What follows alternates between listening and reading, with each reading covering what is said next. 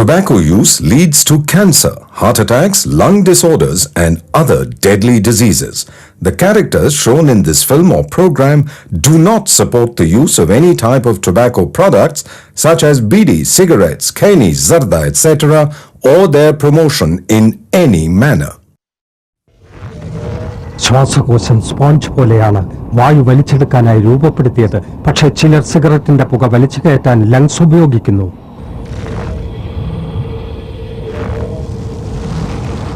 ഒരു ശരാശരി പുകവലിക്കാരന്റെ ശ്വാസകോശത്തിൽ ഓരോ വർഷവും അടിഞ്ഞുകൂടുന്ന കറ പുറത്തെടുത്താൽ അത് എത്രത്തോളമായിരിക്കും? നിങ്ങളെ രോഗിയാക്കാൻ അത് മതി. വലിയ രോഗി.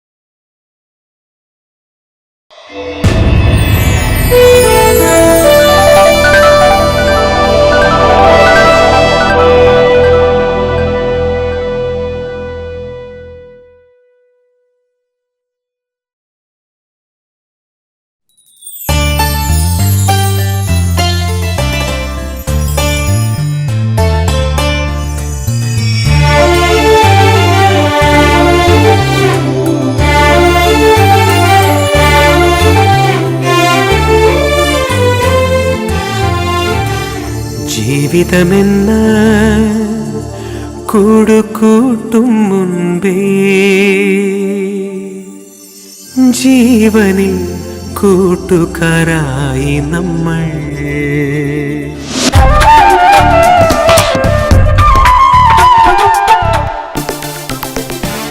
ജീവിതമെന്ന കൂടുകൂട്ടും മുൻപേ ജീവനിൽ കൂട്ടുകാരായി നമ്മൾ.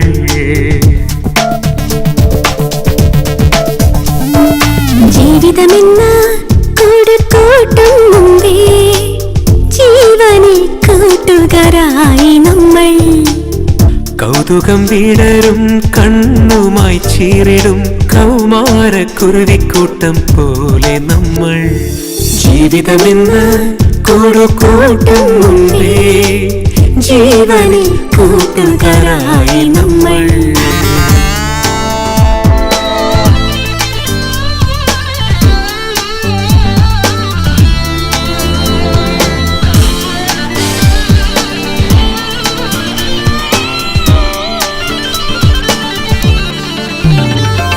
കാറ്റിന്റെ കയ്യിലെ കാണാത്തൊരു ഞാനിൽ മാറ്റോടെയാടാൻ കൊതിക്കും നമ്മൾ.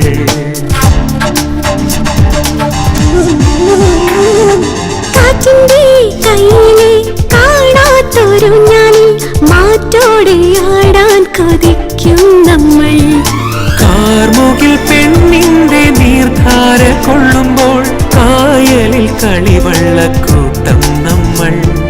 കായലിൽ കളിവള്ളക്കൂട്ടം നമ്മൾ. ജീവിതമെന്ന കൂടുകൂട്ടും മുൻപേ ജീവനിൽ കൂട്ടുകാരായി നമ്മൾ.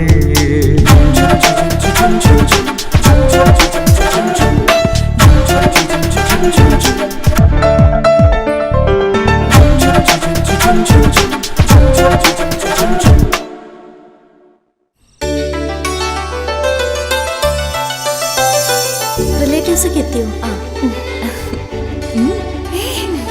നീ പോന്നു ഇപ്പൊ എത്തിയുള്ളൂ. ഇതാരാടി? ഓ എന്റെ കൂടെ വർക്ക് ചെയ്യുന്ന വന്നിരിക്കുന്ന സമയം കണ്ടില്ല.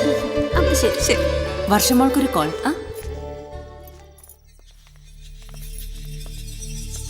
ഹലോ,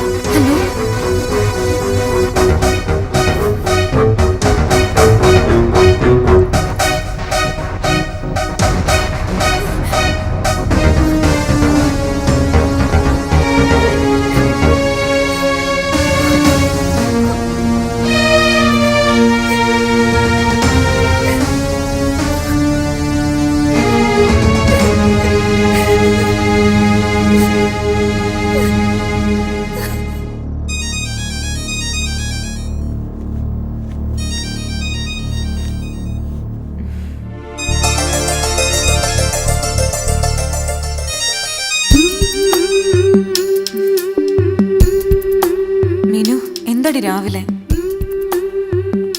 നീ ഇപ്പൊ എവിടെയുണ്ട്? ഹോസ്റ്റലിൽ അല്ലാതെ എവിടാ? ഇത് ചോദിക്കാനാണോ നീ രാവിലെ വിളിച്ചുണർത്തിയത്? എടി, മണി 6 ആയുള്ളൂ. 11:30 മുഹൂർത്തം. കുറച്ചുകൂടെ ഉറങ്ങട്ടടി. അപ്പൊ നീ വിവരമൊന്നും അറിഞ്ഞില്ലേ? ഇന്നലെ രാത്രി വർഷ ശരത്തിന്റെ കൂടെ ഇറങ്ങിപ്പോയി. നീ എന്താ പറഞ്ഞേ? ഇന്ന് ഏപ്രിൽ ഫുൾ അല്ലല്ലോ? സത്യം ഞാൻ പറഞ്ഞത്. ലെറ്റർ എഴുതി വെച്ചിട്ട് അവൾ രാത്രി വീട് വിട്ടുപോയി. വർഷയുടെ ഭാരതി ആന്റി എന്നെ വിളിച്ചു പറഞ്ഞത്. നിന്നോട് പറയാനും പറഞ്ഞു. അതിന് അവൾ ശരത്തിനെ കട്ട് ചെയ്തതാണല്ലോ. അവൾ അവന്റെ കൂടെ ഒളിച്ചോടി പോയിന്ന് പറഞ്ഞാൽ ഞാൻ വിശ്വസിക്കൊന്നുമില്ല. എനിക്കൊന്നും അറിയില്ല ജാനകി. നമ്മൾ അറിയാതെ എന്തോ നടന്നിട്ടുണ്ട്. ശബരി കളിക്കുമെന്ന് എനിക്ക് അപ്പോഴേ സംശയം ഉണ്ടായിരുന്നു. ശബരി ഒന്ന് മനസ്സിൽ പ്ലാൻ ചെയ്താൽ അവൻ അതുപോലെ ചെയ്തിരിക്കും.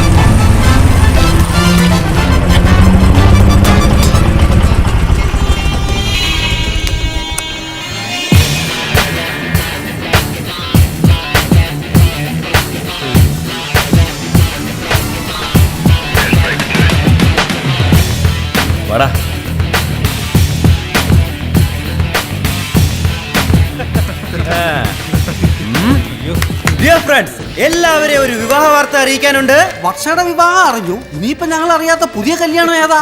അയ്യോ, അറിഞ്ഞില്ലല്ലേ? അയ്യോ പാവണ.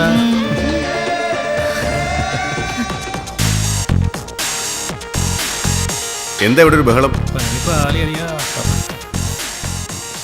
എന്താടാ ലഡുവായിട്ട്? തന്റെ ബർത്ത്ഡേ ആണോ? വർഷയുടെ കല്യാണക്കാരിയുമാ സാർ ഇവർ പറയുന്നത്. ഇവരെ അവള് കല്യാണത്തിന് ക്ഷണിച്ചിട്ടൊന്നുമില്ല. എങ്കിലും ക്ഷണിക്കാത്ത കല്യാണവും ഓഫീസിൽ നിന്ന് ആഘോഷിക്കാനുള്ള സന്മനസ് അവർക്കുണ്ടായല്ലോ. എന്റെ പങ്കിഞ്ഞ് താ പങ്കു പിടിച്ചോ. സാറിന് കൊടു.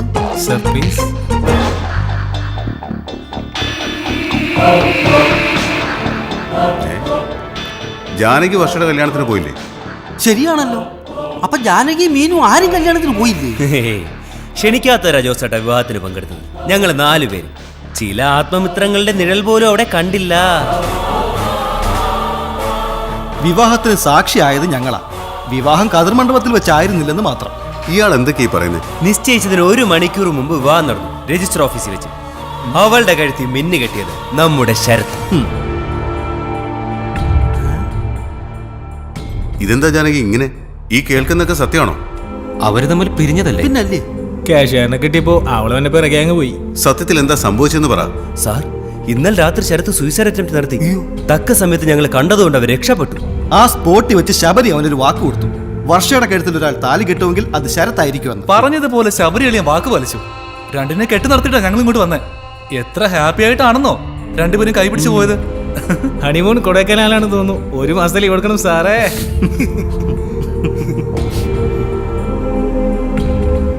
ഈ പറഞ്ഞതൊക്കെ സത്യമാണോ ശബരി? അതെ ജോസേട്ടാ. പ്രണയിച്ചു വഞ്ചിതരായ എല്ലാ കാമുകന്മാർക്ക് വേണ്ടിയും ഞങ്ങൾ ഈ വിവാഹം ഡെഡിക്കേറ്റ് ചെയ്യുന്നു. Okay go back to seat. എന്നാ ഇനി ലഡു കൊടുക്കാം. എടുക്കളിയാ.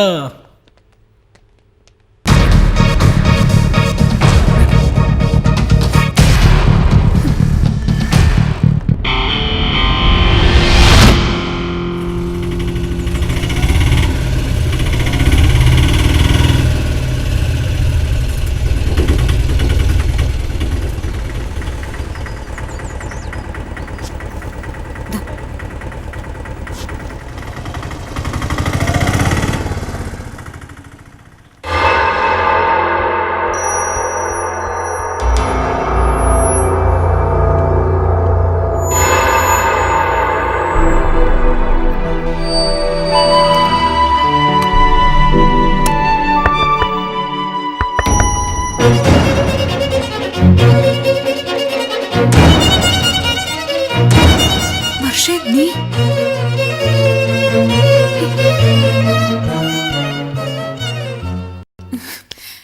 എന്തൊക്കെയാടി കേൾക്കുന്നത്?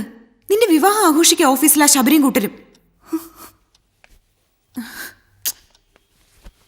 എന്റെ കൂടെ ഈ മുറിയിൽ കഴിഞ്ഞിട്ടും നിനക്ക് ഇങ്ങനെ ഒരു ആഗ്രഹം ഉണ്ടെന്ന് എന്നോട് പറഞ്ഞില്ലല്ലോടി.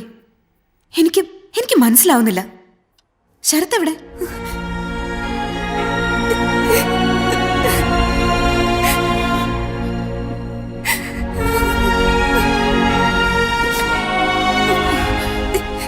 എന്തോ ചതി നടന്നിട്ടുണ്ട്. എനിക്കത് കേട്ടപ്പോഴേ തോന്നി. എന്നെ ഭ്രാന്ത് പിടിപ്പിക്കാതെ ഒന്ന് പറയേ വർഷേ. ഇന്നലെ നീയും മീനും പോയ ശേഷം ശബരി എന്നെ വിളിച്ചിരുന്നു. മെയില് ചെക്ക് ചെയ്യാൻ അവൻ എന്നോട് പറഞ്ഞു. ശരത്ത് വെയിൻ കട്ട് ചെയ്ത് അവനെ ഹോസ്പിറ്റലിലേക്ക് കൊണ്ടുപോകുന്ന കുറെ ഫോട്ടോസ് എനിക്ക് മെയിലിൽ വന്നത്.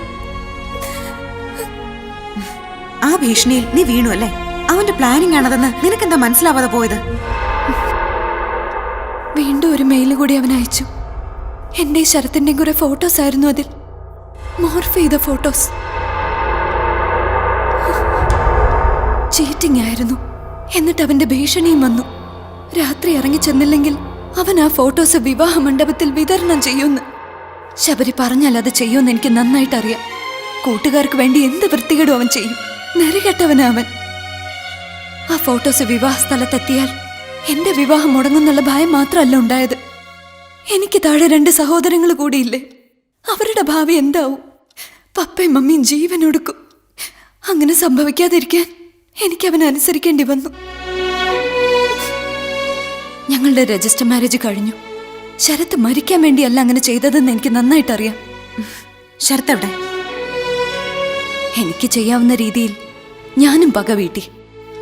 രജിസ്റ്ററിൽ ഒപ്പിട്ട ശേഷം ഞാൻ അവനോട് എന്നേക്കുമായി യാത്ര പറഞ്ഞു.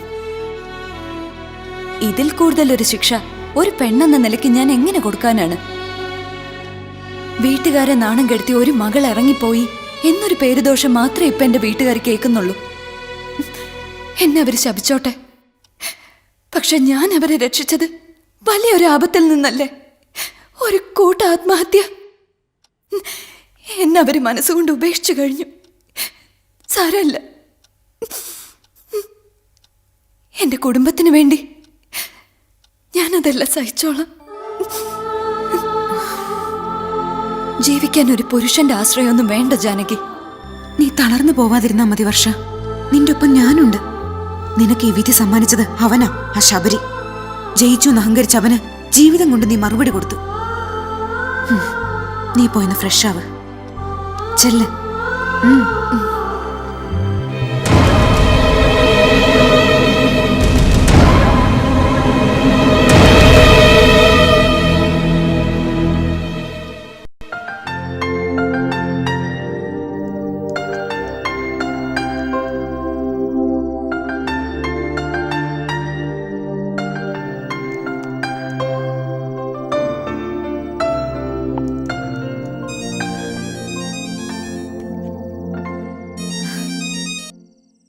Hello mummy. മോളെ കല്യാണമൊക്കെ എങ്ങനെയുണ്ടായിരുന്നു? അതൊക്കെ പറയാം മമ്മി. പപ്പ വന്നോ? ഇന്ന് പപ്പ നേരത്തെ വന്നു. തിങ്കളാഴ്ച ഏതോ കേസിന്റെ വാദമുണ്ട്. വന്ന ഉടനെ ഓഫീസ് റൂമിലാ. ആഹാ. നാളെ സൺഡേ അല്ലേ? നീ വീട്ടിലേക്കൊന്ന് വരണം. അത് പറയാനാ ഞാനിപ്പോ വിളിച്ചത്. 2 ദിവസം മുമ്പ് വന്നിട്ട് പോന്നതല്ലേ മമ്മി. ഇനി ഞാൻ ഫ്രൈഡേ വരാം. പപ്പ പറഞ്ഞു രാവിലെ 10 മണിക്ക് മുൻപ് ഇങ്ങോട്ട് വരാൻ. സത്യം പറ, എന്താ പ്ലാൻ ചെയ്ത് വെച്ചിരിക്കുന്നെ? എന്നെ കാണാൻ ആരെങ്കിലും വരുന്നുണ്ടോ? ആ സമയത്തെ വിളി വന്നപ്പോഴേ എനിക്ക് മനസ്സിലായി. അങ്ങനെ തന്നെ കൂട്ടിക്കോ. പപ്പ പറഞ്ഞ എന്തിനാ തർക്കുത്തരം പറയുന്നേ? അതിനു വേണ്ടിയിട്ടാണെങ്കിൽ ഞാൻ പറയുക, 1 വർഷം കഴിയാതെ എന്നെ പ്രതീക്ഷിക്കണ്ട. ഞാൻ സമ്മതിക്കില്ല. ഇനി പറ, ഞാൻ വരണോ? വരാൻ പറഞ്ഞ വരണം. നീ ഇപ്പൊ പപ്പയെ വിളിച്ച് ഡിസ്റ്റർബ് ചെയ്യരുത്. ശരി, ഈ ഒരു തവണ. ഇനി പപ്പ എന്നോട് ഇത് പറയില്ല. Okay, good night. Good night.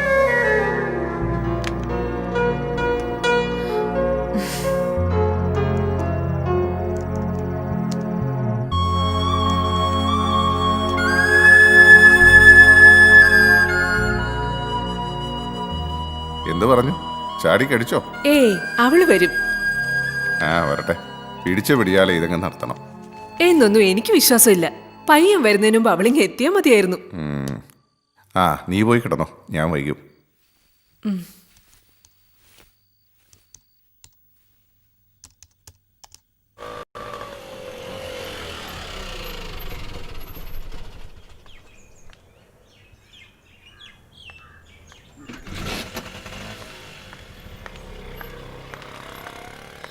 ഓ രക്ഷപ്പെട്ടു. പയ്യനും കൂട്ടരും വരുന്നതിന് മുമ്പ് ഇങ്ങെത്തി. മമ്മിയെ കൊണ്ട് രാത്രി പപ്പയാണ് ഇത് ഓപ്പറേറ്റ് ചെയ്തതെന്ന് എനിക്കറിയാം. വാ, ഞാൻ നിന്നോട് സംസാരിച്ച നീ എൻ്റെ നാവടക്കി കളയും. പപ്പ അവർക്ക് വാക്ക് കൊടുത്തു മോളെ. പയ്യൻ സ്ഥലത്തുണ്ട്. ഇന്നലെ വൈകിട്ടാണ് ഞാൻ അവൻ്റെ അച്ഛനുമായിട്ട് സംസാരിച്ചത്. വിവാഹത്തിന് എനിക്ക് സമ്മതമാണെന്ന് പപ്പ അവർക്ക് വാക്ക് കൊടുത്തു അല്ലേ? ഏയ് അങ്ങനെ പപ്പ ചെയ്യോ? അതെന്റെ മോളുടെ മാത്രം ചോയ്സാ. നീ വേഗം ചെന്നൊന്ന് റെഡിയാവും മോളെ, അവര് വരാറായി. എന്തൊരു ബോറം പരിപാടിയായത്. വെച്ചിട്ടുണ്ട് ഞാൻ, നോക്കി വാ. അതേ നിക്ക് ജാനകി, പയ്യൻ ആരാണെന്നോട് കേട്ടിട്ട് പോ. ആരായാലെന്താ, അണിഞ്ഞൊരുങ്ങി ഒരുത്തം വന്നിരിക്കും. ഞാനൊരു പരേഡ് നടത്തും, നന്നായി പെർഫോം ചെയ്യും. പിന്നെ പപ്പയെ നാണം കെടുത്തണ്ടെന്ന് കരുതിട്ടാ. അതോടെ ഈ കേസ് ഫയൽ അങ്ങ് ക്ലോസ് ചെയ്തേക്കണേ. ഇപ്പൊ എന്തായി? അവൾക്കൊരു സർപ്രൈസ് അല്ലേ സംഭവിക്കാൻ പോകുന്നത്. എന്തായാലും അവര് വരട്ടെ.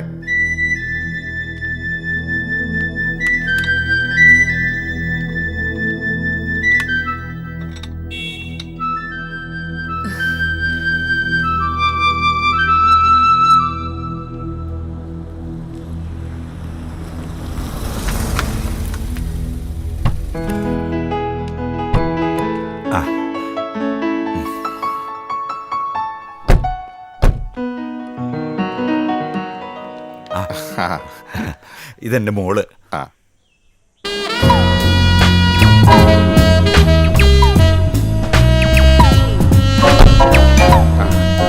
വരും. വാമോനെ, ഇവരെ ഞാൻ ആദ്യമായിട്ടാണ് കാണുന്നത്. ഇതാ പയ്യൻ ശബരി, ഇത് ഇളയവൾ ദേവിക. മോൾ എന്ത് ചെയ്യുന്നു? PG ചെയ്യുന്നു ആന്റി. വാ അങ്ങോട്ടിരിക്കാം. ഇരിക്ക. സത്യത്തിൽ പെണ്ണുകാണൽ ചടങ്ങൊന്നും വേണ്ടിയിരുന്നില്ല. ശബരിയും ജാനകിയും ഒരേ കമ്പനിയിൽ ജോലി ചെയ്യുന്നവരല്ലേ. പിന്നെ ജാനകിയെ ഒരിക്കൽ ഞാനും കണ്ടിട്ടുണ്ട്. എനിക്കാകെയുള്ളത് അവളല്ലേ ദേവാ. അവളുടെ കാര്യത്തിൽ എനിക്ക് ചെയ്യാവുന്ന ഒരു ചടങ്ങും മിസ് ചെയ്യാൻ ഞാൻ തയ്യാറല്ല. നീ ജാനകി വിളിക്ക്. കഴിക്ക്. Thank you. അവളിന്ന് രാവിലെയാ വന്നത്. ശബരി അവളോട് എന്തെങ്കിലും സൂചിപ്പിച്ചിരുന്നോ? ഇല്ലെങ്കിൽ ഇന്നലെ ഞങ്ങൾ കണ്ടിരുന്നില്ല. ഇതാണോ ജാനകി വേഷം? നിനക്കൊരു സാരി ഉടുത്തൂടെ? ഇന്ന് ഞാൻ വീട്ടിൽ നിൽക്കാൻ ഉദ്ദേശിക്കുന്ന വേഷമാണിത്. ഇത് മാറ്റാനൊന്നും എനിക്ക് പറ്റില്ല. നീ ഒന്ന് വാ, അവര് വെയിറ്റ് ചെയ്യുന്നു. എനിക്ക് ഒന്ന് വാടി.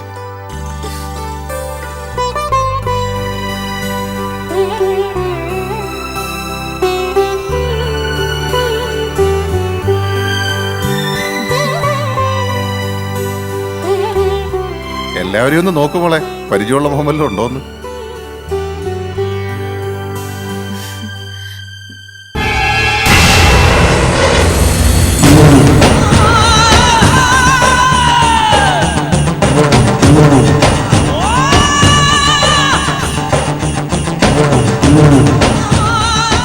ഞാൻ പറയായിരുന്നു മോളെ, നിങ്ങൾ പരസ്പരം അറിയുന്നവരായിട്ട് ഇങ്ങനെ ഒരു ചടങ്ങിന്റെ ആവശ്യം ഉണ്ടായിരുന്നോ എന്ന്. എല്ലാം അതിന്റെ മുറക്കി നടക്കണമെന്നാ നിന്റെ പപ്പയ്ക്ക്. ശബരിയുടെ സിസ്റ്റർ അല്ലേ? അതെ. നിങ്ങൾക്ക് എന്തെങ്കിലും സംസാരിക്കാനുണ്ടെങ്കിൽ ആവാം. ഏയ്, ഞങ്ങളെന്നും കാണുന്നതല്ലേ. ഇനി സംസാരിക്കാൻ കൂടുതൽ വിഷയങ്ങളായല്ലോ.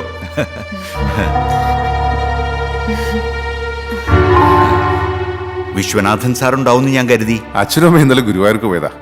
ഞാൻ വിവരം പറഞ്ഞിട്ടുണ്ട്. എന്നാ കൂടി ആലോചിച്ച് എത്രയും പെട്ടെന്ന് ഒരു ദിവസം നിങ്ങൾ അങ്ങോട്ട് വരിക. ബാക്കി കാര്യങ്ങൾ നമുക്ക് അവിടെ തീരുമാനിക്കാം. ആയിക്കോട്ടെ. എന്നാ നമുക്ക് ഇറങ്ങാം. ഇറങ്ങട്ടെ മോളെ.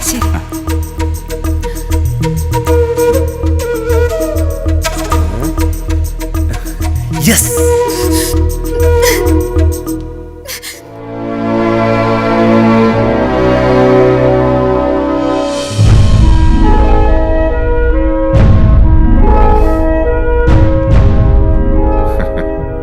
ശബരിയെ കണ്ടപ്പോൾ നിനക്ക് ഒരു ഷോക്കിംഗ് സർപ്രൈസ് ആയെന്ന് എനിക്ക് മനസ്സിലായി.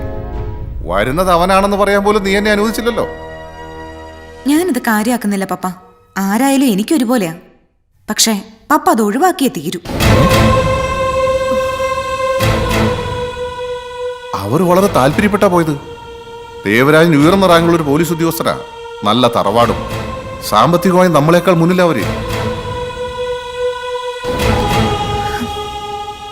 ഇന്നലെ വൈകുന്നേരം അയാൾ ഫോണിൽ ഇങ്ങോട്ട് വിളിച്ചായി പ്രപ്പോസൽ വെച്ചത്. രാവിലെ വരാൻ ഞാനും പറഞ്ഞു. എന്റെ മോള് നോ പറയരുത്. ഒരു തരത്തിലും ഞാൻ കോംപ്രമൈസ് ആവൂല. പപ്പ മുത്തശ്ശന്റെ പിന്തുണ നേടാനും നോക്കണ്ട. ഞാൻ എന്ത് മറുപടി പറയും ദേവരാജനോട്?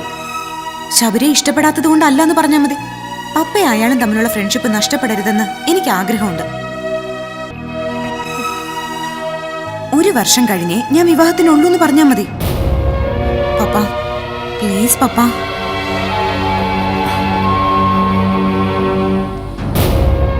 അവരൊക്കെ നല്ല ആളുകളാ. അതെനിക്കറിയാം. ശബരിയെ ഞാൻ കാണുന്നതല്ലേ, വളരെ നല്ല ആളുകളാ. എന്റെ പപ്പ ഒരു പാവമായി പോയി. അതുകൊണ്ട് നിന്റെ താളത്തിനൊത്ത് തുള്ളുന്നു. മമ്മി ചെല്ല്. വായിക്ക് രുചിയായിട്ട് എന്തെങ്കിലും ഒന്ന് ഉണ്ടാക്കൂ. ഇങ്ങോട്ട് വരുന്നതിന് അങ്ങനെങ്കിലും ഒരു ഗുണം ഉണ്ടാവട്ടെ. ഞാനൊന്നും പറയുന്നില്ല.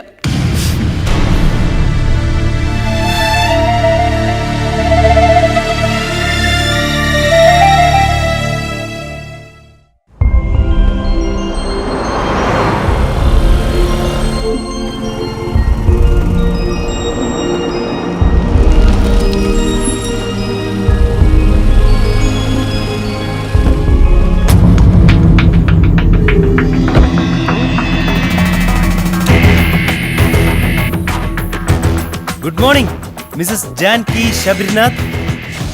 അയ്യടാ, നന്നായിരുന്നു. ഇത്രത്തോളം ഞാൻ പ്രതീക്ഷിച്ചില്ല. ഇവിടെ എല്ലാരോടും പറയണമെന്നുണ്ട്. അതെനിക്ക് തന്നെ നാണക്കേടാവുമല്ലോ എന്ന് കരുതിയിട്ട് ഞാൻ മറക്കാൻ ശ്രമിക്കുക. ഇയാൾ എന്താ കരുതിയത്? പ്രൊപ്പോസലുമായി നേരെ വീട്ടിൽ വന്നാ ഞാനങ്ങ് വീണു പോവെന്നോ? ഓഹോ, അപ്പൊ നീ എന്നെ പരിഹസിക്കുകയായിരുന്നു അല്ലേ? ഇയാളല്ലേ വേഷം കെട്ടി എന്റെ വീട്ടിൽ വന്നത്? അവിടെ വെച്ച് ഞാൻ ഒന്നും പറയാതിരുന്നത് എന്റെ പപ്പയെ ഓർത്ത് മാത്രം. തന്നെ കുറിച്ചുള്ള ഒരു കഥകളും ഞാൻ വീട്ടിൽ പറഞ്ഞിട്ടില്ല. ഇപ്പൊ വിവാഹത്തിന് പ്രിപ്പയർഡ് അല്ലാന്ന് പറഞ്ഞ് ഒഴിഞ്ഞു മാറുമായിരുന്നു ഞാൻ. വരുന്നത് ഞാനാണെന്ന് അറിഞ്ഞിട്ടും എന്തുകൊണ്ട് നീ ഇത് ഒഴിവാക്കിയില്ല? ഞാൻ അറിഞ്ഞിട്ട് വേണ്ടേ ഇയാളാ വരുന്നെന്ന്? അറിഞ്ഞിരുന്നെങ്കിൽ ഞാൻ ഒരിക്കലും സമ്മതിക്കില്ലായിരുന്നു. പച്ചക്കള്ളം. നിന്റെ പപ്പയ്ക്കും എല്ലാം അറിയായിരുന്നു. നമ്മൾ ഒരേ കമ്പനിയിൽ ജോലി ചെയ്യുന്നവരാണെന്ന് ഡാഡി നിന്റെ പപ്പയോട് ഫോണിൽ പറയുന്നത് ഞാൻ കേട്ടത്. So you purposely insulted. വർഷയോട് ഞാൻ ചെയ്തതിന്റെ പകയല്ലേ നീ എന്നോട് തീർത്തത്? ഇയാളെ എന്റെ ഇന്നസെൻസ് ബോധ്യപ്പെടുത്തേണ്ട കാര്യം എനിക്കില്ല. നിക്കടി.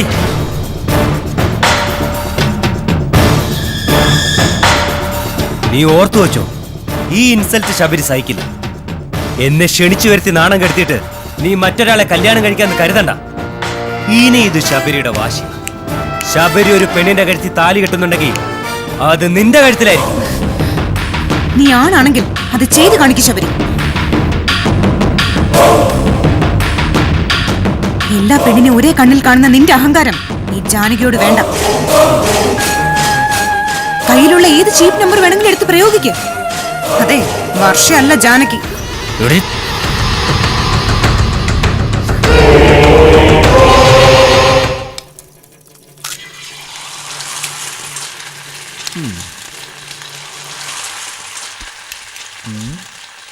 അതെ, ഇത് കണ്ടിട്ട് നിനക്ക് എന്ത് തോന്നടാ? തോന്നുന്നു. അല്ലടാ പങ്കു, പിന്നെ ഇത് നമ്മുടെ ശബരിയളിയന്റെ ചുട്ടുപഴുത്ത നെഞ്ചിൽ വീണ ജാനകി. ഓ അതേടാ, എന്റെ നെഞ്ച് ചുട്ടു പഴുത്തു പോകുകയാണ്. എന്നെ മാത്രമല്ല അവൾ അപമാനിച്ചത്, എന്റെ പപ്പയെ കൂടെയാ. പപ്പ എന്നെ വിളിച്ചിരുന്നു. ഒരു വർഷം കഴിഞ്ഞ് അവള് വിവാഹത്തിന് തയ്യാറുള്ളൂ എന്ന്. അളിയാ,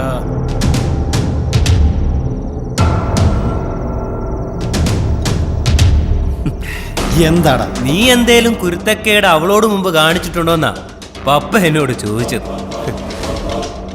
ഞാൻ എന്തു പറയാനാണ്? പാവം പപ്പ. ദേവിയൊക്കെ അവളെ നന്നായി പിടിച്ചത്. അളിയ, നീ അവളോട് നടത്തിയ വെല്ലുവിളി ശരിക്കും ഉള്ളതാണോ, അതോ ബാറ്ററിയുടെ ചാർജ് തീർന്നപ്പോഴുള്ള പൊട്ടലും ചീറ്റലും ആയിരുന്നു? ശബരിക്ക് വാക്കൊന്നേ ഉള്ളൂ. വേറൊരുത്തന്റെ മുമ്പിൽ അവള് തലകുനിച്ച് കൊടുക്കില്ല, അതിന് ഞാൻ സമ്മതിക്കില്ല. എന്നോട് അവള് പക തീർത്താണെങ്കിൽ ക്ഷമിക്കും. പക്ഷേ എന്റെ പപ്പയും പെങ്ങളും എന്ത് കഴിച്ചു? നിങ്ങൾ കാണേണ്ടായിരുന്നു അവളുടെ പെർഫോമൻസ്. എല്ലാവരുടെ മുമ്പിലും തകർത്തഭിനയിച്ചു. അന്നേരം എനിക്കൊരു പ്രതീക്ഷ വന്നതാ. 1 വർഷം കഴിഞ്ഞ് അവൾ വിവാഹത്തിനുള്ളൂ എന്നല്ലേ നിന്നോട് പറഞ്ഞത്? 1 വർഷം കൊണ്ട് നിനക്ക് അവൾ അടിച്ചെടുക്കാലോ. ഒന്ന് ചലിക്കാൻ പോലും കഴിയാത്ത രീതിയിൽ ഞാൻ അവളെ പൂട്ടും. ശബരിയെക്കുറിച്ച് അവൾക്കൊന്നും അറിയില്ല. അറിയാൻ പോകുന്നതേ ഉള്ളൂ.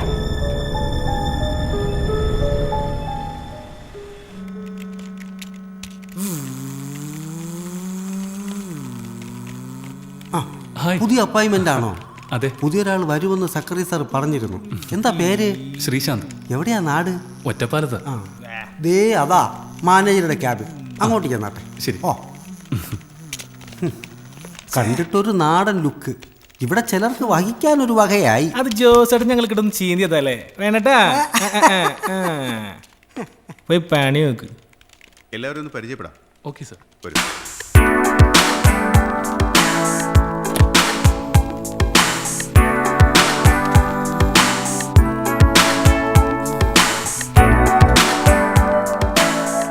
എക്സ്ക്യൂസ് മീ, ഇത് മിസ്റ്റർ ശ്രീശാന്ത്, നമ്മുടെ ഓഫീസിലെ പുതിയ അപ്പോയിന്റ്മെന്റ്. ഹായ്. ഹായ്. ശ്രീശാന്ത്, ഇത് ശ്രീശാന്തിന്റെ സീറ്റാ. Thank you sir. ഇരുന്നോളൂ.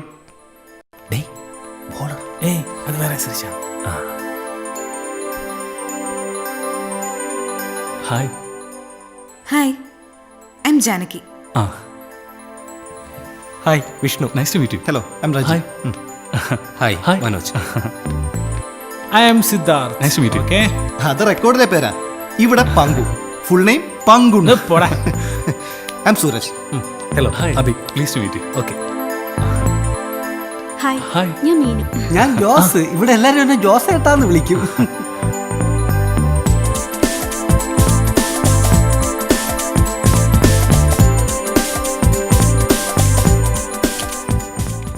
ഹായ്, ഞാൻ ശ്രീശാന്ത്. കേട്ടു. ഞാൻ Sabarinath. All the best. Thank you. അതെ, ഇവിടെ എവിടെയാ താമസം? ഇതുവരെ ഒന്നും ആയിട്ടില്ല. അപ്പൊ ഒരിടം കണ്ട് പിടിക്കണമല്ലോ. ഇപ്പൊ ഒരു ലോഡ്ജിൽ റൂം എടുത്തിട്ടുണ്ട്. ഇവിടെ വാടകയ്ക്ക് വീട് വല്ലതും കിട്ടുമോ? തപ്പണം. ഇവിടെ ഒരാൾക്കാരുടെ വീട് കിട്ടത്തില്ല. ശബരിയെ, ശ്രീശാന്തിനെ കൂടെ അക്കോമഡേറ്റ് ചെയ്തുകൂടെ? അവിടെ അതിനുള്ള സൗകര്യമൊന്നുമില്ല. ശരത്ത് പോയ ഒഴിവില്ലേ? ഇദ്ദേഹം ഇപ്പൊ നിങ്ങളിൽ ഒരാളല്ലേ? ബുദ്ധിമുട്ടാവില്ലെങ്കിൽ? ബുദ്ധിമുട്ടാകും. അയ്യോ, ഞങ്ങൾക്കല്ല, ശ്രീശാന്തിന്. ഞങ്ങൾ മഹാ കുഴപ്പക്കാരൻ. പിന്നെ നല്ലതെന്ന് പറയാൻ ഞങ്ങളുടെ കയ്യിൽ ഒന്നുമില്ല. ആ, അപ്പൊ സ്വയം വിശകലനം ചെയ്യാനും അറിയാം. കൗണ്ടർ വേണ്ടട്ടാ. ശബരി പറയുന്നത് ശരിയാ ശ്രീശാന്തെ. ദിവസം ഒരു പ്രശ്നമെങ്കിലും മിനിമം ഞങ്ങൾ ഉണ്ടാക്കിയിരിക്കും. വെളുക്കോളം കൂടിയും ഭരണിപ്പാട്ടും അവിടെ ഒരു ബോൾ കണ്ണെടുക്കാൻ പറ്റുമെന്ന് എനിക്ക് തോന്നുന്നില്ല. പിന്നെ അയൽക്കാർക്കെല്ലാം ഞങ്ങളെ നല്ല മതിപ്പാണ്. പിന്നെ ആരും ഞങ്ങളൊന്നും ചെയ്യാത്തുണ്ടല്ല. പിന്നെ അച്ഛനൊന്നും ഓർത്തുകൊണ്ട് മാത്രം. തല്ലുണ്ടാക്കൽ മാത്രമല്ല, ബ്ലാക്ക് മെയിലിംഗ്, കിഡ്നാപ്പിംഗ്, എല്ലാത്തിലും ഞങ്ങൾക്ക് ഡോക്ടറേറ്റാ. ഇവിടെ ചിലരോടൊക്കെ ചോദിച്ചാൽ മതി, പറഞ്ഞു തരും. വേണേ ചോദിച്ചു നോക്ക്.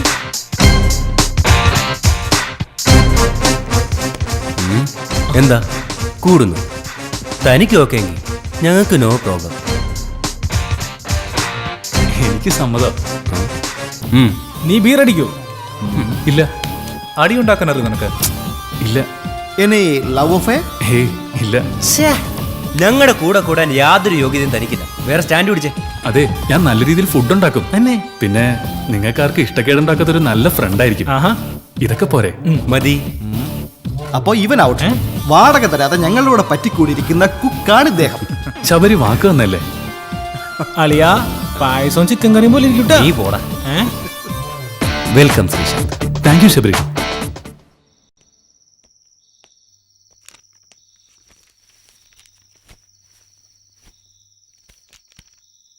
കണ്ടിട്ട് ആളൊരു പാവത്താനെ പോലെ ഉണ്ട്. നീ നോക്കിക്കോ, ശബരി അവനെ ഒരാഴ്ച കൊണ്ട് മാറ്റിയെടുക്കും. ഒരാളെ അത്ര പെട്ടെന്നൊന്നും മോശക്കാരനാക്കാൻ പറ്റുമെന്ന് തോന്നുന്നില്ല. ഒരു താമസ സ്ഥലം കണ്ടെത്താൻ പ്രയാസമാണെന്ന് ശ്രീശാന്തിനറിയാം. ശബരിയും കൂട്ടരും കൂടെ വർക്ക് ചെയ്യുന്നവരല്ലേ, അവനത്രേ നോക്കിയുള്ളൂ. ജീവിതത്തിൽ ഒരു ലക്ഷ്യബോധം ഉണ്ടെങ്കിൽ ആർക്കും വഴിതെറ്റിക്കാനൊന്നും പറ്റില്ല. നീ പറഞ്ഞത് കേട്ടിട്ട് ശ്രീശാന്ത് ഒരു ബുദ്ധിമാനാ. അതവിടെ ഇരിക്കട്ടെ. ഇനി നീ ഇങ്ങനെ റൂം അടച്ചിരിക്കാൻ പാടില്ല. നാളെ മുതൽ നീ ഓഫീസിൽ വന്നേ തീരൂ. ലീവ് ക്യാൻസൽ ചെയ്യണം വർഷ. നീ ആരെയാ ഭയപ്പെടുന്നേ? എനിക്കാരെയും ഭയമില്ല. എങ്കിൽ നീ നാളെ മുതൽ ഓഫീസിൽ വരണം. മറ്റുള്ളവരുടെ മുമ്പിൽ ഹാപ്പിയായി തന്നെ പെരുമാറണം. നിനക്കൊന്നും നഷ്ടമായിട്ടില്ലാന്ന് അവർക്ക് ബോധ്യപ്പെടുത്തി കൊടുക്കണം. ഇവരോടൊക്കെ നമുക്ക് ഇങ്ങനെ മാത്രമേ പ്രതികാരം ചെയ്യാൻ പറ്റൂ. ഞാനത് നിശ്ചയിച്ചു. നാളെ കൂടി ഒന്ന് കഴിഞ്ഞോട്ടെ.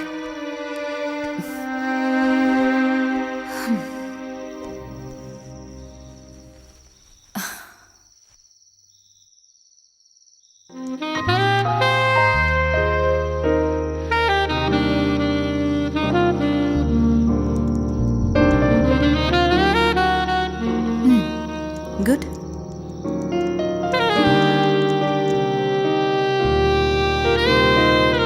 യെസ്.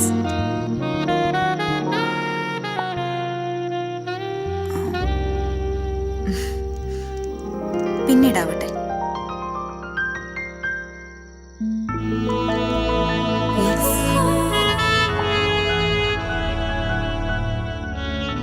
നാളെ ഫ്രീ ആവില്ല.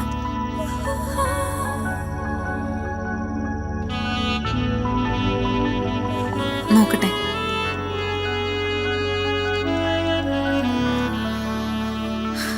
അന്ന് കാണാം.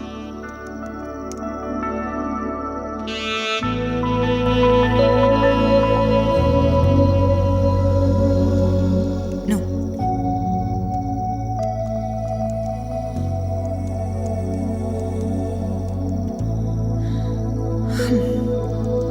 ഓക്കെ.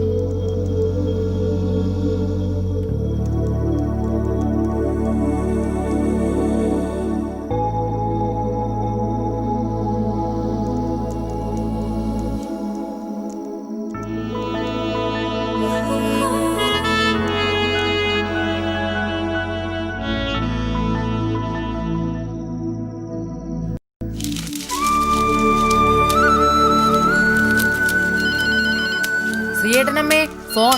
നീ അതൊന്ന് എടുക്കുകണ്ണ. ആ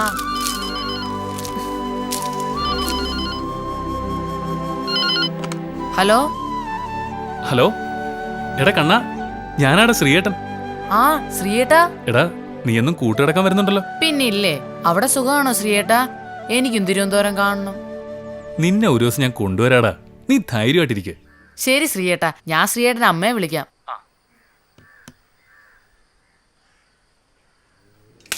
ശ്രീയേട്ടനമ്മേ. ആ ശ്രീയേട്ടനാ.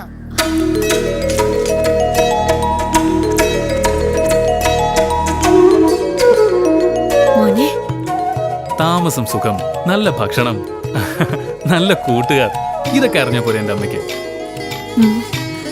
ഒന്നോർത്തു എന്റെ അമ്മ വിഷമിക്കണ്ട. ദേ എണ്ണ മാറി തേക്കില്ലേ.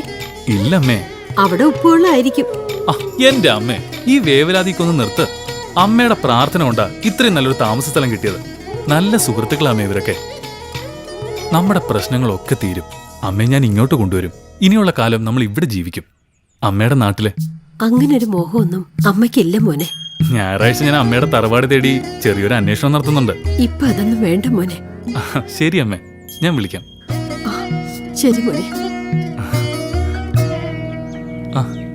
അമ്മയാ.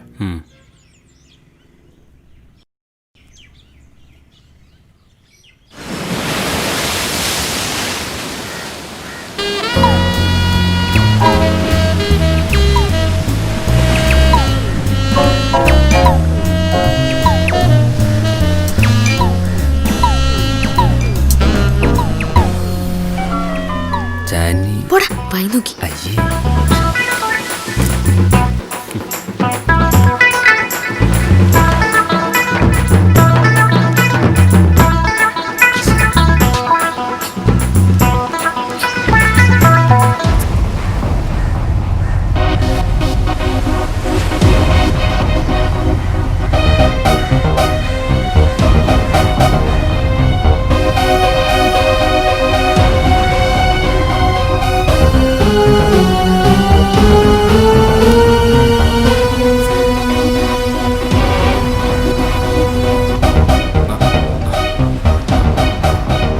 ഹലോ.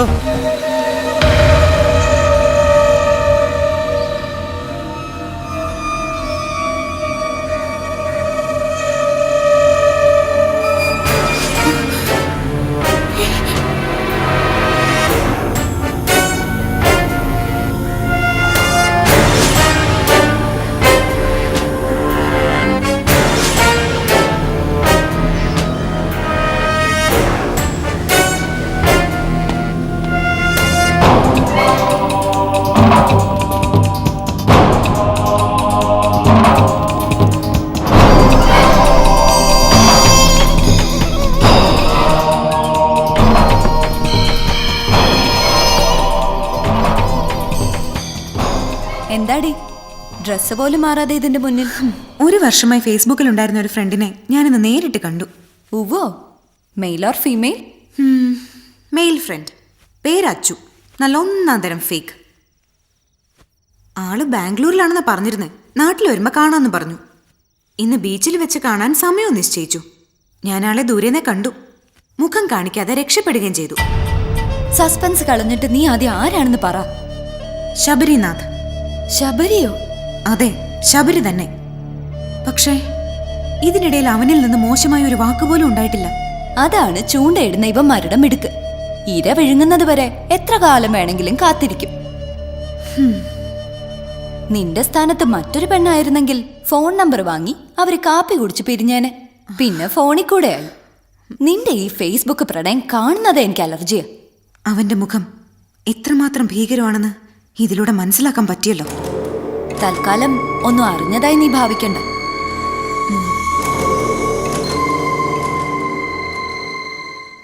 ആ ഷോപ്പ് കുഴപ്പമില്ല, കുറച്ച് റീസണബിളാ അല്ലേ? പിന്നെ റെഡിമെയ്ഡ്സും കൊള്ളാം. എന്നാലും മെറ്റീരിയൽസിലെ selection hi Janaki. Hi Sree. എന്താ ഇവിടെ? ഞങ്ങള് ഷോപ്പിംഗ് കഴിഞ്ഞു വരുന്ന വഴിയാ.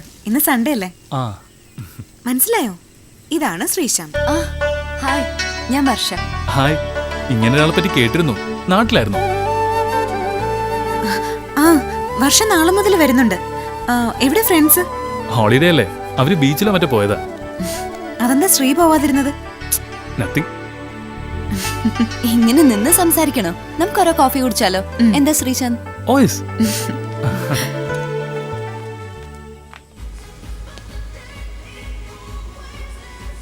ശ്രീക്ക് വീട്ടിൽ ആരൊക്കെയുണ്ട്? അമ്മ മാത്രം. അച്ഛൻ മരിച്ചുപോയി. ശരിക്കു പറഞ്ഞ അച്ഛനെ ഞാൻ കണ്ടിട്ടില്ല. അമ്മ ഈ നാട്ടുകാരിയാ, വലിയ തറവാട്ടുകാരാണത്രേ. അച്ഛൻ ഒറ്റപ്പാലംകാരനും. ബാങ്ക് മാനേജരായിട്ട് അച്ഛൻ ഈ നാട്ടിൽ വന്നതാ. അവരിഷ്ടത്തിലായി. അമ്മ അച്ഛൻ്റെ കൂടെ പോയി. അച്ഛൻ ബ്രാഹ്മണായിരുന്നു. അവിടെ ആരും ആ ബന്ധം അംഗീകരിച്ചില്ല. അമ്മ പ്രഗ്നന്റ് ആയിരിക്കുമ്പോഴാണ് അച്ഛനൊരു ആക്സിഡന്റിൽ.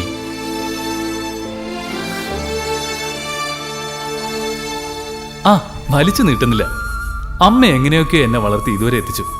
അച്ഛന്റെ ബന്ധുക്കൾ ഇപ്പോഴും ശത്രുക്കൾ തന്നെയാ. വീട്ടിൽ അമ്മയ്ക്ക് കൂട്ടിന് ആരാ ഉള്ളത്? അടുത്ത വീട്ടിലൊരു കുട്ടിയുണ്ട്, കണ്ണൻ. അവൻ വന്ന് കൂട്ടുകിടക്കും. പിന്നെ അമ്മയ്ക്ക് കുറെ പശുക്കളുണ്ട്. അങ്ങനെ ജീവിച്ചു പോന്നു.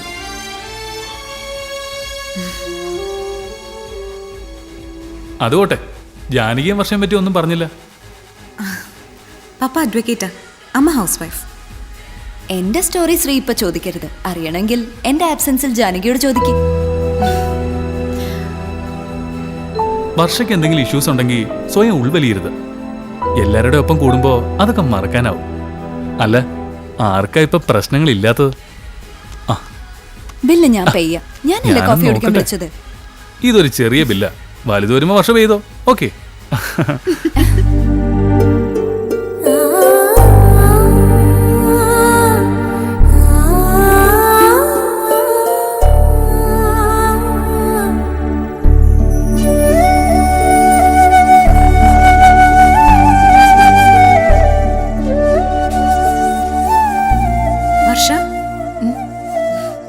നീ ഉറങ്ങാൻ വരുന്നില്ലേ? സമയം എത്രയെന്നറിയോ? വരാം. ഒരിക്കൽ കൂടി പറയാ, നാളെ നീ ഓഫീസിൽ വരണം. മടി പിടിച്ചിരിക്കരുത്. വർഷ പാഴാക്കാൻ സമയമില്ല. എനിക്ക് നല്ല ആത്മവിശ്വാസം തോന്നുന്നുണ്ട്, പ്രത്യേകിച്ച് ശ്രീയെ കണ്ടതോടെ. ശ്രീയെ പറ്റിയാ ഞാനും ചിന്തിച്ചോണ്ടിരുന്നത്. എനിക്ക് ഒരു കാര്യം ഉറപ്പായി, ശബരിയുടെ കൂട്ടുകെട്ട് കൊണ്ടൊന്നും ശ്രീ ചീത്തയായി പോവില്ലാന്ന്. എന്താടി, നിനക്ക് ശ്രീയുടെ കാര്യത്തിൽ ഒരു താല്പര്യമുള്ളതുപോലെ? അവന്റെ കഥ കേട്ടപ്പോ ഒരു വല്ലാത്ത സിമ്പതി തോന്നി. ആ അമ്മ, അവരുടെ ചുറ്റുപാട് ഒക്കെ ഞാൻ എവിടെയോ അനുഭവിച്ച് മറന്ന പോലെ. എന്താണ് നിന്റെ മനസ്സിൽ റൊമാൻസിന്റെ പൂമ്പൊടി വീണോ? ഒന്ന് പൊടി, വന്ന് കിടക്കാൻ നോക്ക്.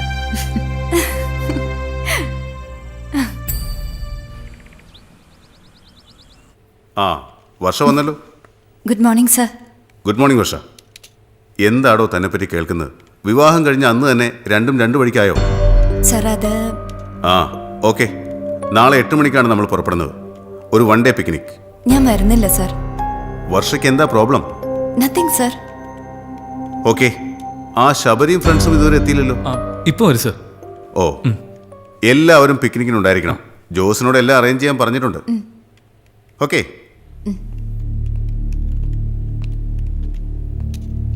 ഏതായാലും ഞാനില്ല ജാനകി. ഞാൻ പോകുന്നുണ്ടെങ്കിൽ നീയും കാണും. എന്തായാലും ഒരു ചേഞ്ച് നിനക്ക് വേണം ജാനകി. ഞാൻ അതെ, എന്താ വർഷ പറയുന്നത്? പിക്നിക്കിന് വരുന്നില്ലെന്നാണോ? ദേ, ഇവിടെ ഇരുന്ന് തല പുകയല്ലേ.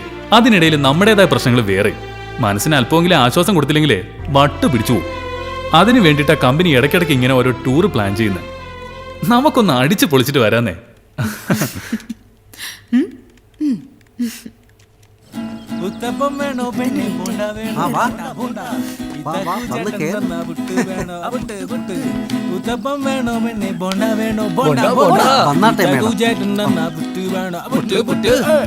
സമയമായി, ആരും കേറുന്നില്ലേ? പോണ്ടേന്ന് പാട്ടും പാടി നിന്നാ മതിയോ? പോണ്ടേ? അതിന് സ്ത്രീ വന്നിട്ടില്ലല്ലോ. നീ അവനെ പറഞ്ഞു വിട്ടത്. അതേ വന്നല്ലോ. എത്ര നേരമായെന്ന് അറിയോ ശ്രീക്ക് വേണ്ടി വെയിറ്റ് ചെയ്യുന്നത്? നീ എന്തിത്ര ലേറ്റ് ആയ? നീ കേറ്. വാ വാ, വന്ന് കേറി, വന്ന് കേറി.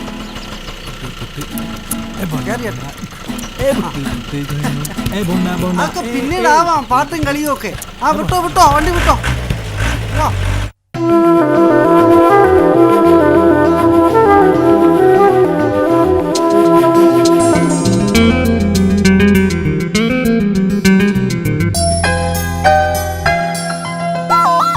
സ്വപ്നത്തിന് കയ്യൊപ്പുകളേകുന്നതാര സ്നേഹം പ്രേമം സ്വർഗത്തിലെ ഇഷ്ടക്കനി നീട്ടുന്നതാര പ്രേമം അല്ല പ്രായം സ്വർണ്ണക്കൊതി വേണ്ടല്ലേ അന്നക്കിളിയെ സ്വന്തം നീനിത് എന്നോട് ചിന്നക്കിളിയെ സ്നേഹം കൂട്ടായി വരും സ്വപ്നത്തിന് കയ്യൊപ്പുകളേകുന്നതാര സ്നേഹം പ്രേമം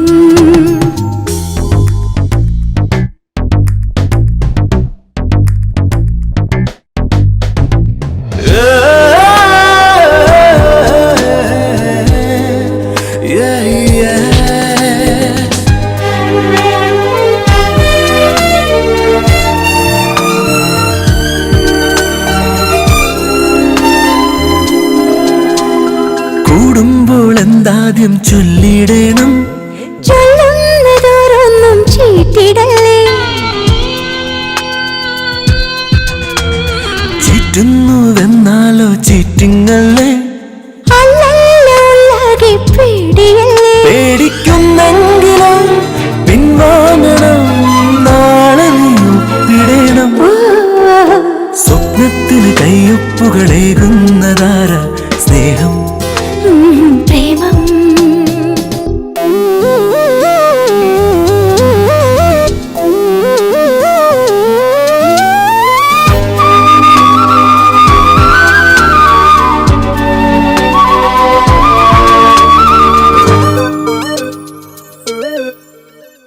ഒപ്പിട്ടാൽ എന്തെല്ലാം ചെയ്തിടണം ഒക്കുന്ന പോലെ നീ നീങ്ങിടണം നീങ്ങുമ്പോൾ കാര്യങ്ങൾ പാളിപ്പോയാൽ പാളേണ്ട നീ പണ്ടേ സ്വന്തമല്ലേ സ്വന്തക്കാരാണ് നീ ദൈവാംഗനം രേഖയായി ഒപ്പിടണം സ്വപ്നത്തിന് കയ്യൊപ്പുകളേകുന്നതാര സ്നേഹം പ്രേമം സ്വർഗത്തിലെ ഇഷ്ടക്കനി നീട്ടുന്നതാര പ്രേമം അല്ല പ്രായം സ്വർണ്ണക്കൊതി വേണ്ടല്ലേ അന്നക്കിളിയെ സ്വന്തം നീതി എന്നോട് ചിന്നക്കിളിയെ സ്നേഹം കൂട്ടായി വരും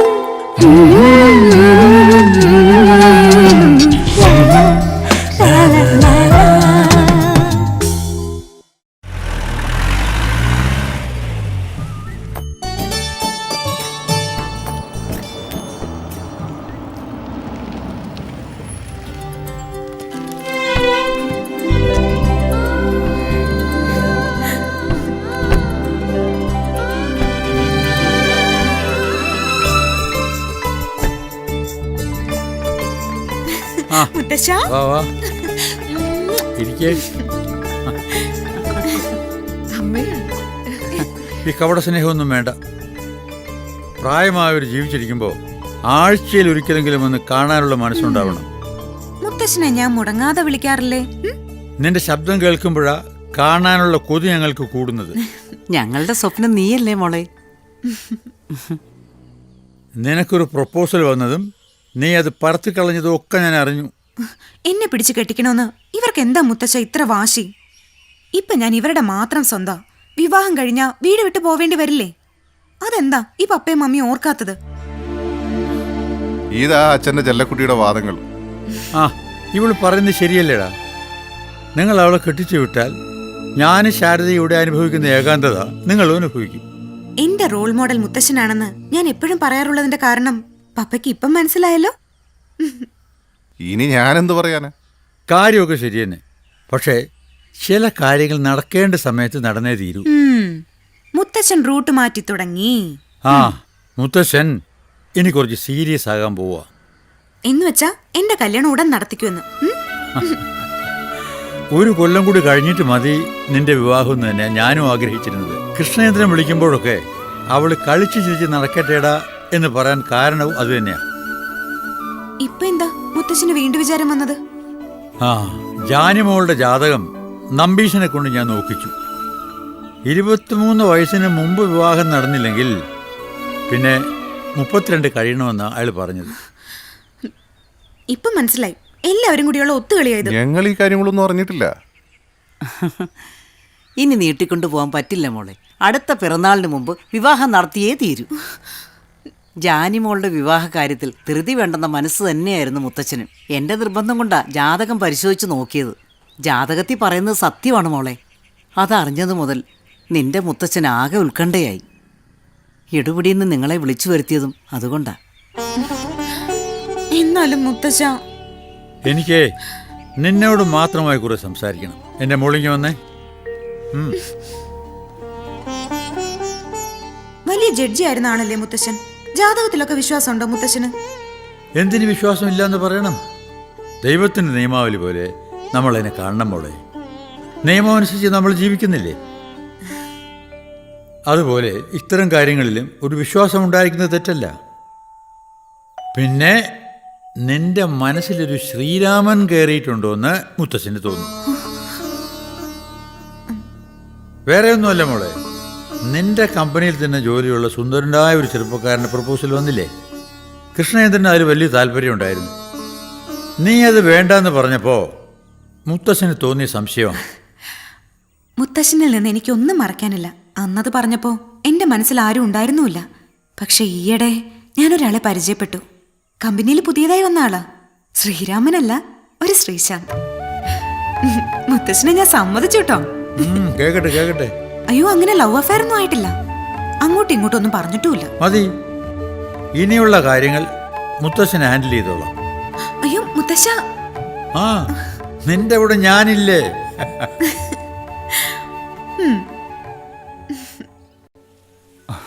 ഞാനെന്ത് മറുപടിയാ സാർ പറയേണ്ടത്? ഞാൻ പരിചയപ്പെട്ടതിൽ വെച്ച് ഏറ്റവും നല്ല കുട്ടിയാ ജാനകി. ഇങ്ങനെ ഒന്നും എനിക്ക് ചിന്തിക്കാൻ പോലും കഴിയുന്ന കാര്യമല്ല. ചില ആഗ്രഹങ്ങൾക്ക് ലിമിറ്റ് വേണം. ജാനകിയുടെ കാര്യത്തിലും ഞാൻ മനസ്സിൽ അങ്ങനെ ഒരു മുന്നറിയിപ്പ് കൊടുത്തിരുന്നു. നിങ്ങൾ തമ്മിൽ മനസ്സ് തുറന്നിട്ടില്ലെന്ന് എനിക്കിപ്പോൾ മനസ്സിലായി. അവളെ സംബന്ധിച്ച് അതുണ്ടാവില്ല. അതാ അവളുടെ ക്യാരക്ടർ. ശ്രീശാന്തിനെ സംബന്ധിച്ചും അങ്ങനെ തന്നെയാണെന്ന് എനിക്കിപ്പോൾ ബോധ്യമായി. കണ്ടറിഞ്ഞ് നിങ്ങളുടെ വിവാഹം നടത്തി തരേണ്ട കടമ ഞങ്ങൾക്കില്ലേ? എനിക്കൊരു മറുപടി പറയാൻ പറ്റുന്നില്ല സർ. ഞാനിപ്പോൾ എന്താ ചെയ്യണ്ടേ? ഞാൻ സാറിനോട് പറഞ്ഞല്ലോ, എനിക്കെൻ്റെ അമ്മ മാത്രമേ ഉള്ളൂ. അച്ഛൻ്റെ വീട്ടുകാരുടെ സഹായമൊന്നും ഞങ്ങൾക്കില്ല. ശരി, ഞാൻ ഒറ്റപ്പാലത്ത് ചെന്ന് ശ്രീശാന്തിൻ്റെ അമ്മയെ കാണാം. അതിനുശേഷം മാത്രം സാർ ഒരു തീരുമാനം എടുത്താൽ മതി. അതുവരെ നമ്മൾ തമ്മിൽ സംസാരിച്ചത് ജാനകി അറിയരുത്. തീർച്ചയായും അങ്ങനെ ആയിക്കോട്ടെ. ശരി സർ.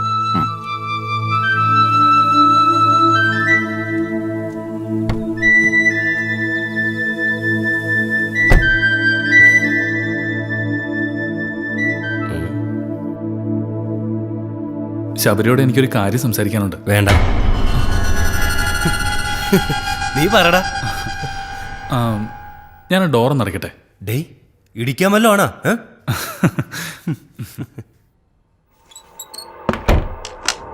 ഇന്ന് വൈകിട്ട് എന്നെ കാണാൻ ഒരാൾ വന്നിരുന്നു.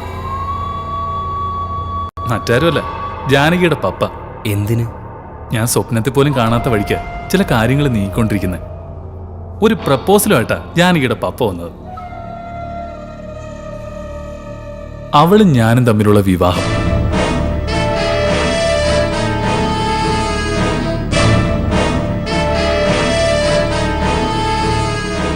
ഒരു വർഷത്തിനുള്ളിൽ വിവാഹം നടത്താൻ അവരുടെ തീരുമാനം. അത് കഴിഞ്ഞാൽ പിന്നെ 10 വർഷം കഴിയണോത്രേ. അങ്ങനൊരു സംസാരം വന്നപ്പോ അവള് മുത്തച്ഛനോട് എന്റെ കാര്യം സൂചിപ്പിച്ചതാ. തനിക്കിത് അമ്പരപ്പുണ്ടാക്കിയെന്ന് എനിക്കറിയാം. അതേ അവസ്ഥയിൽ തന്നെ ഞാനും. എന്താ പറയേണ്ടതെന്ന് എനിക്കറിയില്ല. എനിക്കിത് ഷെയർ ചെയ്യാൻ ശബരി മാത്രമല്ലേ ഉള്ളൂ. നിങ്ങൾ തമ്മിൽ പ്രണയത്തിലായിരുന്നോ?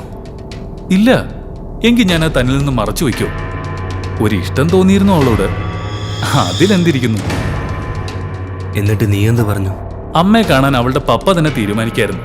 എന്റെ വീട് കണ്ട അതേ പ്രപ്പോസൽ വിടുമെന്ന് ഉറപ്പാ. പിന്നെ സംസാരിച്ചൊന്നും ജാനകി അറിയണ്ടെന്ന് ഞാൻ പറഞ്ഞു. താൻ എന്തെങ്കിലും ഒന്ന് പറ ശബരി. അവര് വിടത്തൊന്നുമില്ല. അവക്ക് നിന്നോട് ഇഷ്ടമുണ്ട്. അതുകൊണ്ടല്ലേ അവള് പപ്പയെ തന്നെ നിന്നടുത്തേക്ക് പറഞ്ഞു വിട്ടത്. എങ്കിലും ഞങ്ങള് പാവപ്പെട്ടവരല്ലേ, ബന്ധുബലവുമില്ല. നിനക്കൊരു കുറവുമില്ലടാ.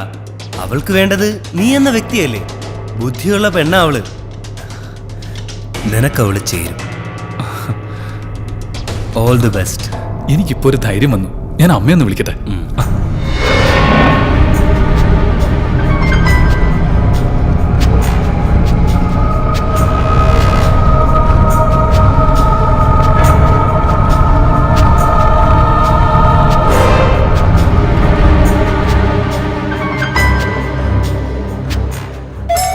രാമായ രാമഭദ്രായ രാമചന്ദ്രായ വേധസേ രഘുനാഥായ സീതായ പതേ. ശ്രീയേട്ടനാവും.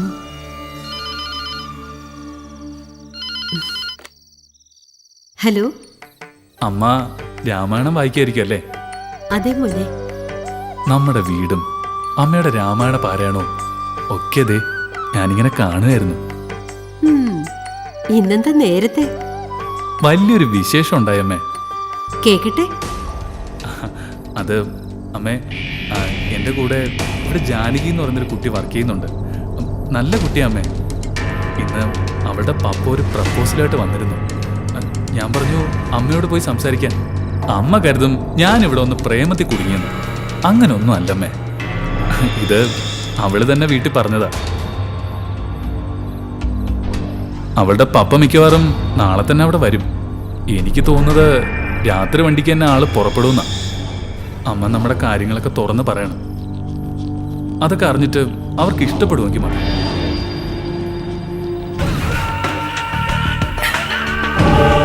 അളിയ, നിനക്ക് എന്താണ് പറ്റിയത്? നെഞ്ചിനുള്ളിൽ ഒരു തീപ്പന്തം കത്തുകയാ. അതൊന്ന് തണുപ്പിക്കാനാ ഞാനീ. നീ എവിടെ പോടേ? അവന്റെ നെഞ്ചി കത്തുന്ന തീപ്പന്തം തണുപ്പിക്കട്ടാ. തൃശ്ശൂർ പൂരത്തിന്റെ വെടിക്കെട്ടിനിടെ കയറി നിന്റെ കുഞ്ഞുമണ അവിടെ നോക്കരുതിട്ടാ. നീ പറളിയാ.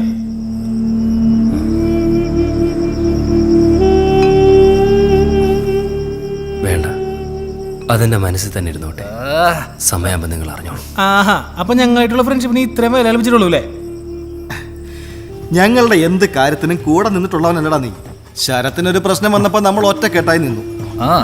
എന്നിട്ട് അവൾ അവനെ അവോയ്ഡ് ചെയ്ത് പോയപ്പോ നീ നിന്റെ സ്വന്തം ചെലവിൽ അവനെ ദുബായിക്ക് വിട്ടു. എന്നിട്ട് നിനക്കൊരു പ്രശ്നം വന്നപ്പോ ഞങ്ങൾ കാഴ്ചക്കാരെ പോലെ നോക്കി നിൽക്കണം അല്ലേ? ക്ലോസ് ഫ്രണ്ട്സ് എന്നല്ലടാ പറയാറുള്ളത് നീ. ക്ലോസ് ഫ്രണ്ട്സ് എന്ന് എനിക്കൊന്നുമില്ലടാ. എന്താടാ, എന്താ അളിയാ നിന്റെ മനസ്സിന് നോക്കുന്ന പ്രശ്നം? നിനക്ക് ഞാനില്ലടാ. നിനക്ക് ഞാൻ എന്റെ ജീവൻ തരില്ല അളിയാ. പറ അളിയാ. ഇവരൊക്കെ പറയുന്നത് നീ കേൾക്കുന്നില്ലടാ. ഞങ്ങളെ ഒളിപ്പിച്ചു വെക്കേ ഇനി നിനക്ക് പറ്റുമോ? നീ ഒരു ഗ്ലാസ് ബിയറും കൂടെ വാങ്ങിട്ടോ. ഇനി നിന്നെ കുടിക്കാൻ ഞങ്ങൾ സമ്മതിക്കില്ല. ഇല്ല, വേണ്ട. ഞങ്ങളുടെ ഫ്രണ്ട്ഷിപ്പിന് എന്തെങ്കിലും വാല്യൂ കൽപ്പിക്കുന്നുണ്ടെങ്കിൽ നീ പറയണം. പറയാം. പക്ഷേ ഇക്കാര്യത്തിൽ നിങ്ങൾ ഒരു തരത്തിലും പ്രതികരിക്കില്ല എന്ന് എനിക്ക് ഉറപ്പ് തരണം. ഇതെന്റെ ലൈഫിനെ ബാധിക്കുന്ന മാറ്ററാ. അതുകൊണ്ട് എന്നെ എങ്ങനെ ഹാൻഡിൽ ചെയ്യണമെന്ന് എനിക്കറിയാം. സത്യം ചെയ്.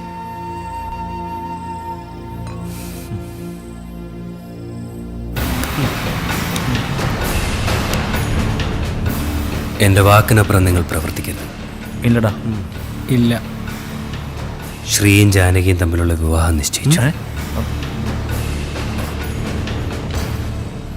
അന്ന് ഞാൻ പറഞ്ഞില്ലേ അവൻ നിന്നെ ചതിക്കൂന്ന്. ഇപ്പൊ എന്തായി? ഞങ്ങൾക്ക് ജീവൻ ഉണ്ടെങ്കിൽ ഇത് നടക്കില്ല.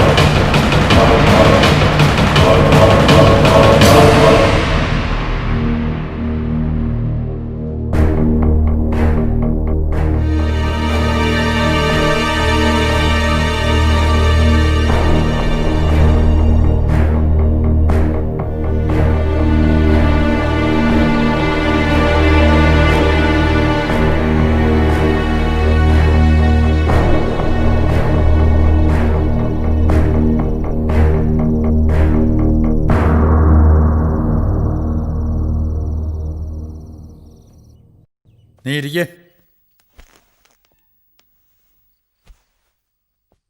അവിടെ പോയി കണ്ടിട്ട് എനിക്ക് വലിയ താല്പര്യമൊന്നും തോന്നില്ല ചാ. അത്രയും ദൂരേക്ക് ജാനി അയക്കുന്നതിനോട് എനിക്കൊട്ടും താല്പര്യമില്ല. നീ ഒന്നും മിണ്ടായിരിക്കെ. നിന്റെ പറച്ചിൽ കേട്ടാൽ തോന്നും അവൾ അവിടെ ചെന്ന് പൊറുക്കാൻ പോവാണെന്ന്. ഞാനൊന്നും പറയുന്നില്ല. ആ ശ്രീശാന്തിന്റെ വീട്ടിൽ പോയി നീ കണ്ട കാര്യങ്ങളൊക്കെ പറ. ഓടിട്ട ചെറിയൊരു വീട്, ഏതാണ്ടൊരു 10-70 വർഷത്തെ പഴക്കം കാണുമോ വീടിന്.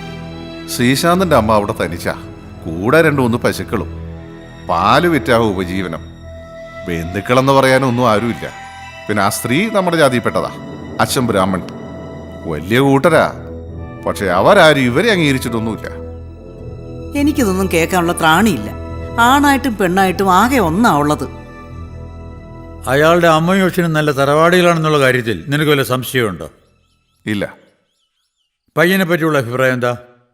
അവനെപ്പറ്റി എല്ലാവർക്കും നല്ലതേ പറയാനുള്ളൂ. ഇനി എന്ത് നോക്കാന്? അവളുടെ ഇഷ്ടം നമ്മൾ സാധിച്ചു കൊടുക്കുന്നു.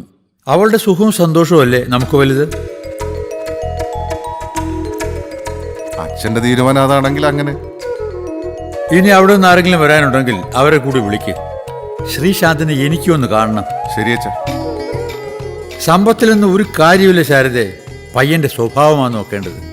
അവർക്ക് ജീവിക്കാനുള്ളത് നമ്മൾ സമ്പാദിച്ചു വെച്ചിട്ടില്ലേ? അവളെ അങ്ങോട്ട് അയക്കാൻ പറ്റില്ല. എനിക്കതേ നിർബന്ധമുള്ളൂ. അവൾക്ക് ഞാനിവിടെ ഒരു വീട് വാങ്ങിക്കൊടുക്കില്ലേ? മുത്തച്ഛൻ്റെ സമ്പാദ്യം അതിനുവേണ്ടി വെച്ചിരിക്കുക. മനസ്സിപ്പോൾ വല്ലാതെ തുടിക്കുക എൻ്റെ കൊച്ചുമോളുടെ കല്യാണം ഒന്ന് കാണാൻ.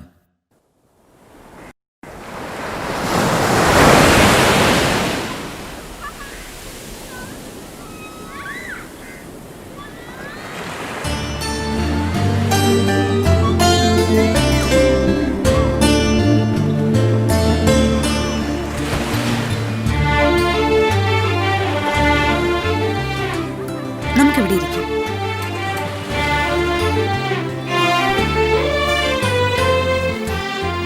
എത്ര കണ്ടാലും മതിവരാത്ത ഒന്ന ഈ കടൽ. ഒരേ കടൽ. എനിക്കങ്ങനെ ഫീൽ ചെയ്യില്ല. ഓരോ തവണ കാണുമ്പോഴും പുതിയ കടല.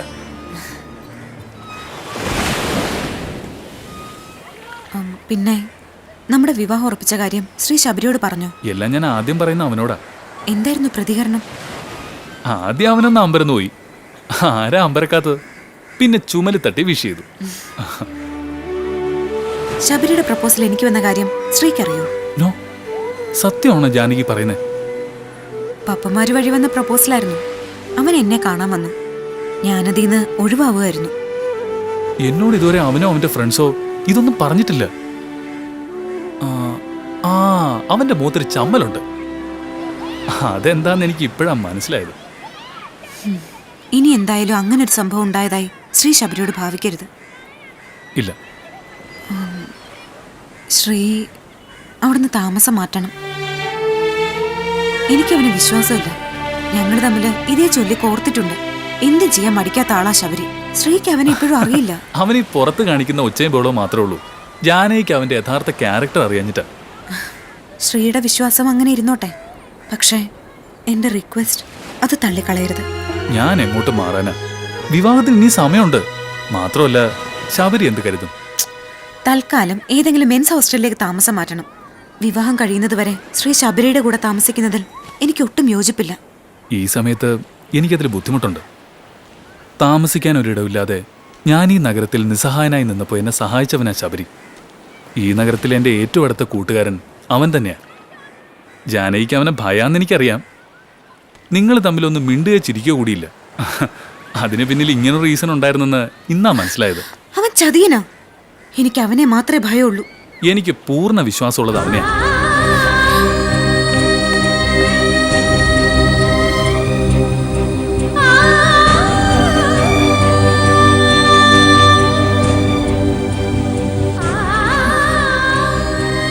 ഞാൻ എന്തു പറഞ്ഞ് ശ്രീയെ കൺവിൻസ് ചെയ്യിക്കും?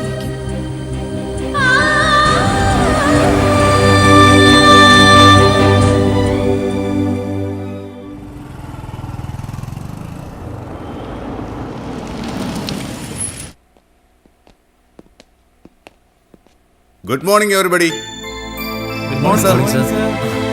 എന്താ സാർ ലഡുവുമായി എന്തെങ്കിലും ഗുഡ് ന്യൂസ് ഉണ്ടോ? അതൊരു സസ്പെൻസാ. സസ്പെൻസ് പൊട്ടിച്ചിട്ട് കാര്യം എന്താണെന്ന് പറയൂ.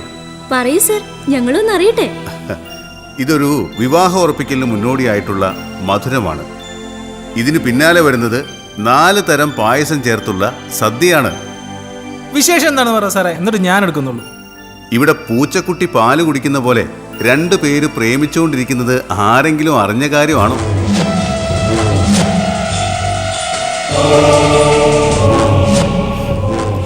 അപ്പൊ അങ്ങനെ സംഭവിച്ചോ? സംഭവിച്ചു എന്ന് മാത്രമല്ല, ഇന്നലെ മാരേജും ഫിക്സ് ചെയ്തു. ദേ ഇരിക്കുന്നു കള്ളക്കാമുകി കാമുകന്മാര്.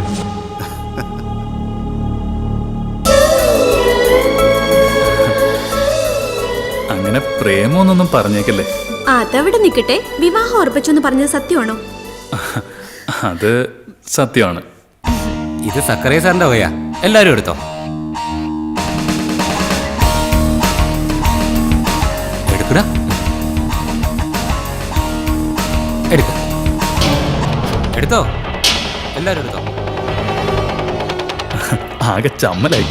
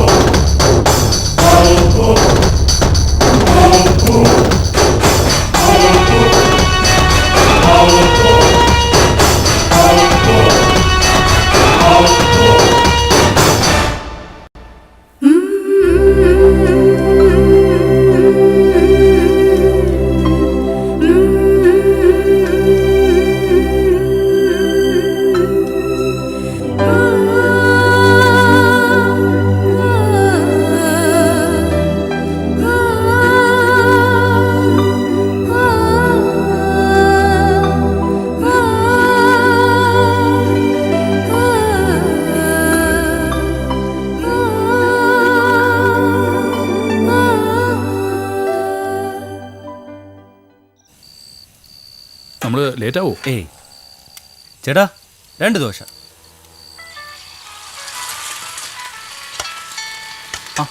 ജാനകിയാ? ഒരു മിനിറ്റ്. ജാനകി പറ. ഇൻവിറ്റേഷൻ ലെറ്റർ എന്ന് കിട്ടി. ഞാനത് നോക്കിയിരുന്നപ്പോഴാ ശ്രീ ഒന്ന് വിളിക്കണം തോന്നിയത്.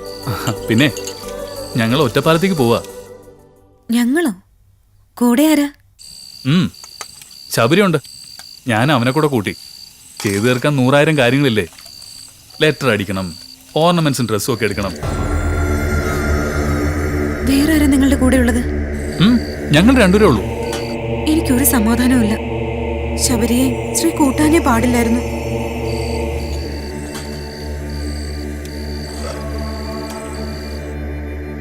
വേണ്ടിയിരുന്നില്ല ശ്രീ. അവനെ വിശ്വസിക്കാനേ പറ്റില്ല. മതി Janaki, this is not fair.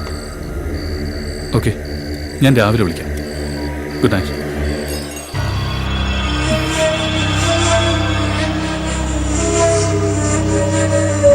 ശ്രീക്ക് ഇപ്പോഴും അവനെ മനസ്സിലാക്കാൻ കഴിഞ്ഞിട്ടില്ല. ശബരി എന്തിന് ശ്രീക്കൊപ്പം കൂടി?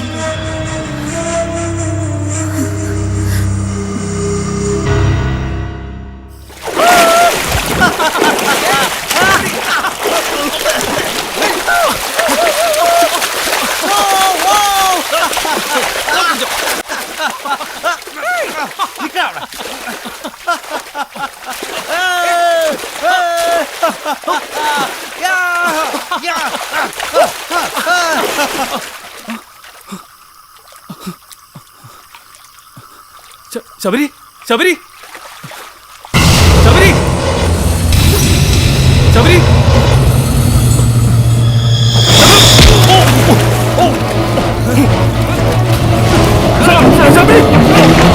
ജാനകി എന്റെ മാത്രമാണാ.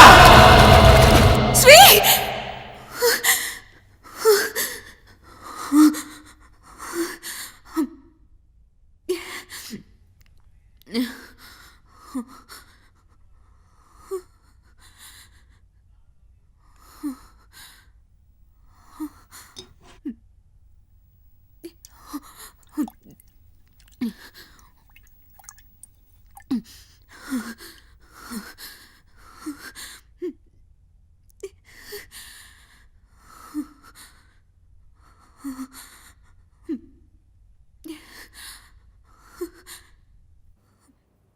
അതെ അതെ, അഡ്വാൻസ് ഞാൻ ഓഫീസിൽ കൊടുത്തിട്ടുണ്ടായിരുന്നു.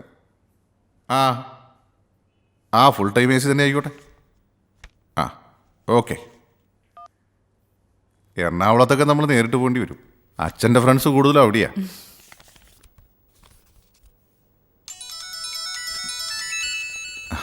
ദേവന, ശബരിയുടെ പപ്പ. ഹലോ ദേവാ.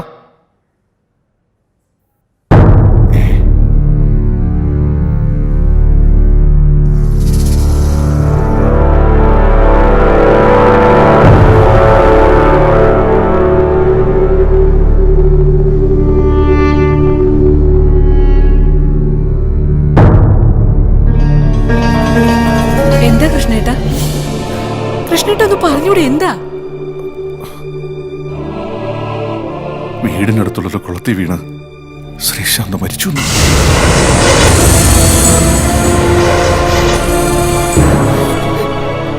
കൃഷ്ണേട്ട, എങ്ങനെ ഞാൻ മോളോട് പറയും?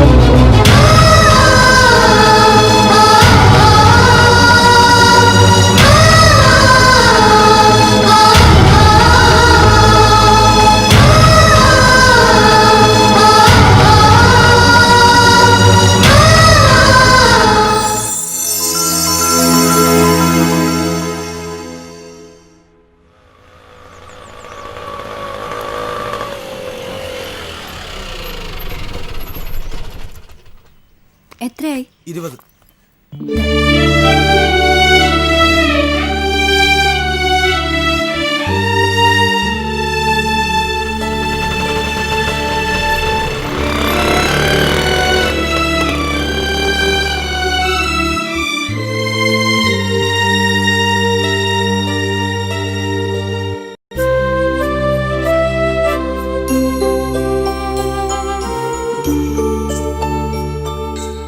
ഞാൻ ആന്റി അങ്കിളിനെ ഇന്നലെ സിറ്റി വെച്ച് കണ്ടിരുന്നു.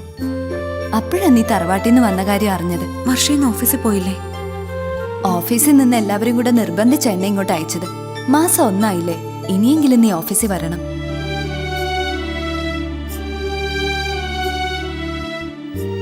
എന്റെ മനസ്സ് ഒട്ടും ശാന്തമായിട്ടില്ല വർഷ. ശ്രീയെ മറക്കാൻ ആരും നിന്നോട് പറയില്ല. അവനെ അറിയുന്ന ആർക്കും അതിന് കഴിയേയില്ല. പക്ഷേ ചില യാഥാർത്ഥ്യങ്ങൾ നമ്മൾ അംഗീകരിക്കണ്ടേ മോളെ? ഞാനതിന് ശ്രമിക്കുന്നുണ്ട്. നീ നാളെ മുതൽ ഓഫീസിൽ വരണം. ശ്രീയെക്കുറിച്ചുള്ള ഏറ്റവും നല്ല ഓർമ്മകൾ അവിടെയല്ലേ ഉള്ളത്? സക്രിയ സാറും ആകെ ടെൻഷനില്ല. ഇനി നീ വരാതിരുന്ന സക്രിയ സാർ എക്സ്പ്ലനേഷൻ കൊടുക്കേണ്ടി വരും. നീ കമ്പനി വിട്ടു പോവാൻ ഞങ്ങൾ ആരും ആഗ്രഹിക്കുന്നില്ല. ഞാൻ വരാം. നീ പറഞ്ഞത് ശരിയാ വർഷ. ശ്രീയുടെ സാമീപ്യം എനിക്കിവിടെ ഫീൽ ചെയ്യും. പിന്നെ ശ്രീയുടേതൊരു മുങ്ങിമരണമാണെന്ന് നിങ്ങളെല്ലാവരും വിശ്വസിക്കുന്നുണ്ടാവും. ഞാൻ മാത്രം അത് വിശ്വസിക്കില്ല. എന്റെ ശ്രീയെ കൊന്നതാ. ആര്? ശബരിയോ? സംശയമുണ്ട്. ഞങ്ങളുടെ വിവാഹം നിശ്ചയിച്ച നിമിഷം മുതൽ ഒരവസരം പാർത്ത് അവൻ ശ്രീയുടെ പിന്നാലെ ഉണ്ടായിരുന്നു. അവസരം കിട്ടിയപ്പോ അവനത് ചെയ്തു. അതിനൊരു ദൃക്സാക്ഷി പോലും ഇല്ലാതായി. പോസ്റ്റ്മോർട്ടം റിപ്പോർട്ടിൽ മുങ്ങിമരണമെന്നല്ലേ തെളിഞ്ഞത്? അവന്റെ പപ്പയുടെ സ്വാധീനം കൊണ്ട് അത് മുങ്ങിമരണമാക്കി തീർത്തതാ. പാവം ശ്രീ. കൂടെയുള്ളത് ഒരു ചെന്നായിയാണെന്ന് അവൻ തിരിച്ചറിഞ്ഞില്ല. ഞാൻ എത്ര പറഞ്ഞിട്ടും അവനത് ഉൾക്കൊള്ളാനും കഴിഞ്ഞില്ല. കൊന്നുകളഞ്ഞില്ലേ എന്റെ ശ്രീയെ? ജാനകി, കരയാതെ.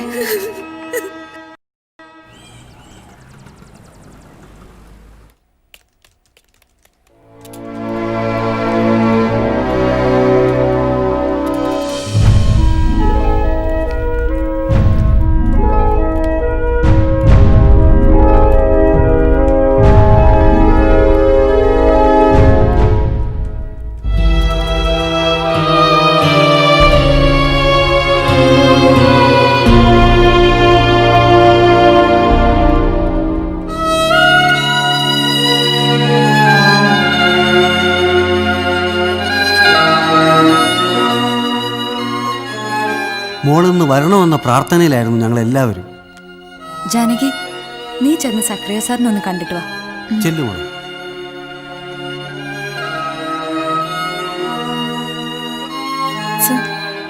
ആ, ഗുഡ് മോർണിംഗ്. ജാനകി ഇരിക്ക്. വേണ്ട സർ. ആ ഷോക്കിൽ നിന്ന് ജാനകിക്ക് മോചനം നേടാൻ കഴിയുമെന്ന് എനിക്കറിയാമായിരുന്നു. കുറച്ച് ആത്മവിശ്വാസവും ധൈര്യവും ഞാൻ തന്നിൽ കണ്ടു. അത് സത്യമാണെന്ന് മനസ്സിലായി. എന്റെ ആഗ്രഹത്തിനനുസരിച്ച പപ്പയും മമ്മിയും ശ്രീയുമായുള്ള വിവാഹത്തിന് സമ്മതം തന്നത്. ഇനി ഞാനായിട്ട് അവരെ വേദനിപ്പിക്കരുതെന്ന് കരുതി. ഗുഡ്. I appreciate you. ചെല്ല്. Thank you sir.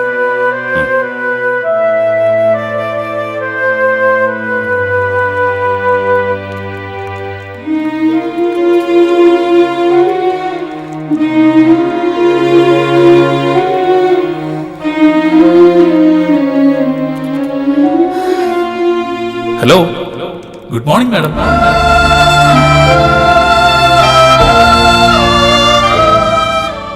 Hi, I am Parthasarathy. Janaki, ആ പുതിയ അപ്പോയിന്റ്മെന്റാ. പാർത്ഥസാരഥി പാലക്കാട്ടുകാരനാ.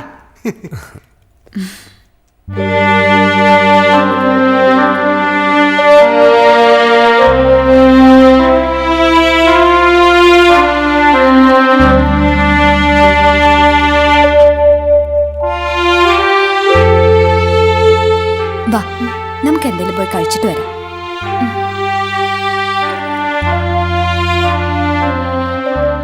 നീ അവിടെ ഇരുന്ന് കരഞ്ഞു പോവുമെന്ന് ഞാൻ പേടിച്ചു.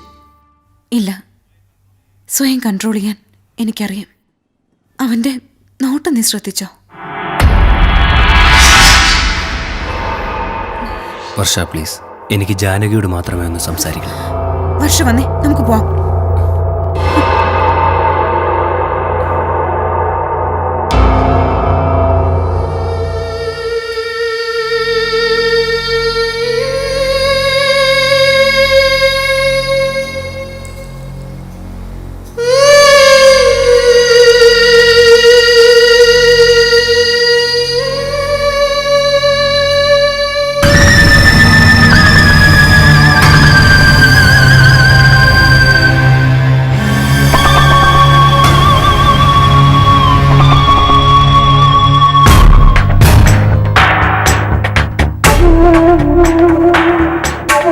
താമസിക്കാൻ ഒരിടമില്ലാതെ ഞാൻ ഈ നഗരത്തിൽ നിസ്സഹായനായി നിന്നപ്പോൾ എന്നെ സഹായിച്ചവനാ ശബരി. ഈ നഗരത്തിലെ എൻ്റെ ഏറ്റവും അടുത്ത കൂട്ടുകാരൻ അവൻ തന്നെയാണ്. അവൻ ചതിയനാ. എനിക്ക് പൂർണ്ണ വിശ്വാസമുള്ളത് അവനെയാണ്. നീ ഓർത്തു വെച്ചു, ഈ ഇൻസൾട്ട് ശബരി സഹിക്കില്ല. എന്നെ ക്ഷണിച്ചു വരുത്തി നാണം കെടുത്തിട്ട് നീ മറ്റൊരാളെ കല്യാണം കഴിക്കാന്ന് കരുതണ്ട.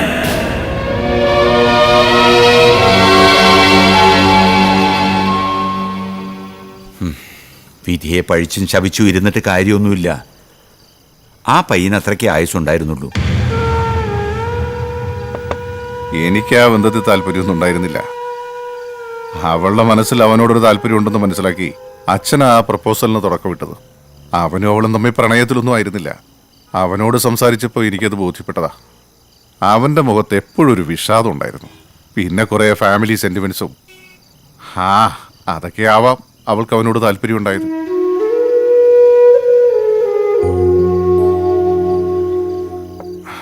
അതൊരു വലിയ വിഡ്ഢിത്തമായി പോയെന്ന് ഇപ്പം എനിക്ക് തോന്നുന്നു. അത് തിരുത്താനും സമയമുണ്ടല്ലോ. ഇനി ഉടനെ ഒരു വിവാഹത്തിന് അവൾ സമ്മതിക്കുമെന്ന് എനിക്ക് തോന്നുന്നില്ല. ദേവനറിയോ, അടുത്ത നവംബറിന് മുമ്പ് അവളുടെ വിവാഹം നടന്നില്ലെങ്കിൽ പിന്നെ 10 വർഷം കഴിയണമെന്ന ജാതകത്തിൽ കാണുന്നേ. ജാനകിയുടെ കാര്യത്തിൽ ഞങ്ങൾക്കിപ്പോഴും താല്പര്യമുണ്ട്. സത്യമാണ് ഞാൻ പറഞ്ഞത്. അത് പറയാനാ ഞാനിങ്ങോട്ട് വന്നത്. താല്പര്യമുണ്ടെങ്കിൽ വിശ്വനാഥൻ സാറുമായി കൂടി ആലോചിച്ച് ഒരു മറുപടി താമ്പറ. എനിക്ക് താല്പര്യമുണ്ട്. ഇങ്ങനെ ഒരു മനസ്സ് തനിക്ക് ശബരിക്കും ഉണ്ടായല്ലോ. ഈ വിവാഹം ഞാൻ നടത്തും. ഇതാ ദൈവം വിധിച്ചതെന്ന് എനിക്കിപ്പോ തോന്നിപ്പോവുക.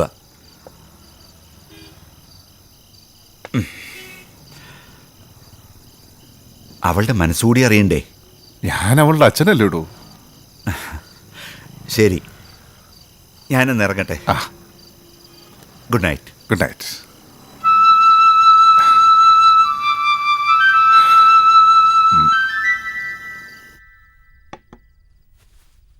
ജാനകി സന്ധ്യയ്ക്ക് വന്നു. നാളെ അച്ഛന്റെ ജന്മദിനല്ലേ? ഒരു വിശേഷമുണ്ട്. ഇന്ന് എന്നെ കാണാൻ ക്ലബിൽ ദേവരാജൻ വന്നിരുന്നു. കാര്യങ്ങളൊക്കെ അയാൾക്കും അറിയാവുന്നതല്ലേ. ജാനകിയെ കുറിച്ച് എന്തെങ്കിലും സംസാരം ഉണ്ടായോ? ആ ഉദ്ദേശത്തോടെ അയാൾ വന്നത്. വേദനിപ്പിക്കുകയല്ല, സന്തോഷിപ്പിക്കുകയാണ് ചെയ്തത്. ജാനകിയുടെ കാര്യത്തിൽ അവർക്ക് ഇപ്പോഴും താല്പര്യമുണ്ട്. അത് നേരിൽ കണ്ട് പറയാനാ ദൈവം വന്നത്. ഞാൻ പിന്നെ മറ്റൊന്നും ചിന്തിച്ചില്ല, വാക്കും പറഞ്ഞു. അവളോട് ചോദിക്കാതെ ശബരിയെ പറ്റി നാളിതുവരെ മോശമായിട്ടൊന്നും അവള് പറഞ്ഞിട്ടില്ലല്ലോ. അവന്റെ പ്രപ്പോസൽ അവൾ ഒഴിവാക്കിയത് 1 വർഷം കഴിഞ്ഞ് മാരേജ് മതിയെന്ന കാരണം കൊണ്ടല്ലേ? അതൊക്കെ ശരി തന്നെ. പിന്നെ ഏതാ ശരിയാവാത്ത? എനിക്ക് ഈ വിവാഹം നടത്തിയേ തീരൂ. എന്റെ മോൾ എന്നെ അനുസരിച്ചില്ലെങ്കിൽ പിന്നെ ഞാൻ അവളുടെ അച്ഛനാണെന്നും പറഞ്ഞ് എന്തിനു നടക്കണം?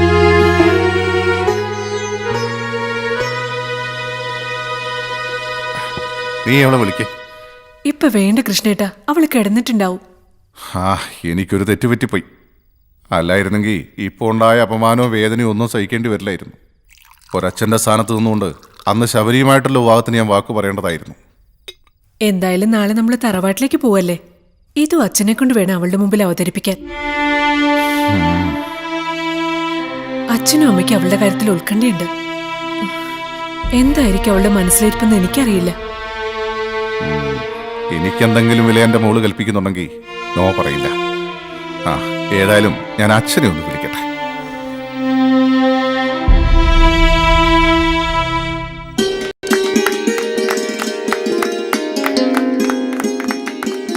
അങ്ങനെ 80-ാം പിറന്നാളിലേക്ക് വിശ്വനാഥ മേനോൻ കാലൂന്നിയിരിക്കുന്നു. ഹാപ്പി ബർത്ത്ഡേ മുത്തശ്ശ. അതിന് തന്നേച്ച, ഞാൻ മുറിക്കാം.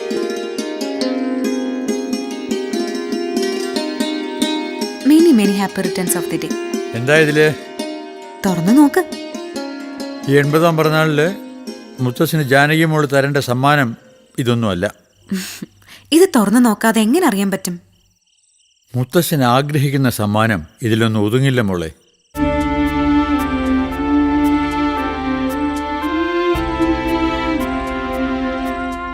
മുത്തശ്ശന് വേണ്ടത് നിന്റെ കൂടെ സ്നേഹമുള്ള ഒരാളെയാണ്.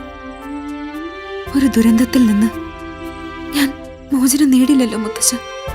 വിവാഹം കഴിഞ്ഞിട്ടാണ് അങ്ങനെ ഒരു ദുരന്തം ഉണ്ടായതെങ്കിലും വീണ്ടും നിന്റെ ചിരിയൊന്ന് കാണാൻ ഞങ്ങൾ എത്ര കൊതിക്കുന്നുണ്ട് മോളെ. നീ വരുമെന്ന് ഉറപ്പ് കിട്ടിയിട്ടാണ് പിറന്നാൾ ആഘോഷിക്കാൻ മുത്തശ്ശൻ തയ്യാറായത്. മുത്തച്ഛൻ ആഗ്രഹിച്ച സമ്മാനം മോള് ഞങ്ങൾക്ക് തരണം. ഇപ്പൊ നിന്റെ വിവാഹം നടന്നില്ലെങ്കിൽ 10 വർഷം വരെ കാത്തിരിക്കണമെന്ന ജാതകവിധി കൂടെ കണ്ടതോടെ ഞങ്ങൾക്ക് പേടിയായി മോളെ. മുത്തച്ഛൻ്റെ മുഖത്ത് നോക്കി നോ എന്നൊരു വാക്ക് എൻ്റെ മോള് പറയില്ലെന്ന് എനിക്കറിയാം. നീ ആലോചന തുടങ്ങിക്കോ. എത്രയും വേഗം എൻ്റെ മോളുടെ വിവാഹം നടന്നിരിക്കണം. അതെ, അവൾക്കൊരു പ്രപ്പോസൽ വന്ന് നിൽക്കുന്നുണ്ടച്ചാ. ഇന്നലെയും ഞങ്ങൾ അതേപ്പറ്റി സംസാരിച്ചിരുന്നു. പപ്പ പറയാൻ ബുദ്ധിമുട്ടണ്ട. ശബരിയുടെ പ്രപ്പോസലല്ലേ? അത് നീ എങ്ങനെ മനസ്സിലാക്കി? അവൻ നിന്നോട് പറഞ്ഞോ? പപ്പ ഇന്നലെ രാത്രി മമ്മിയോട് പറയുന്നത് ഞാൻ കേട്ടു.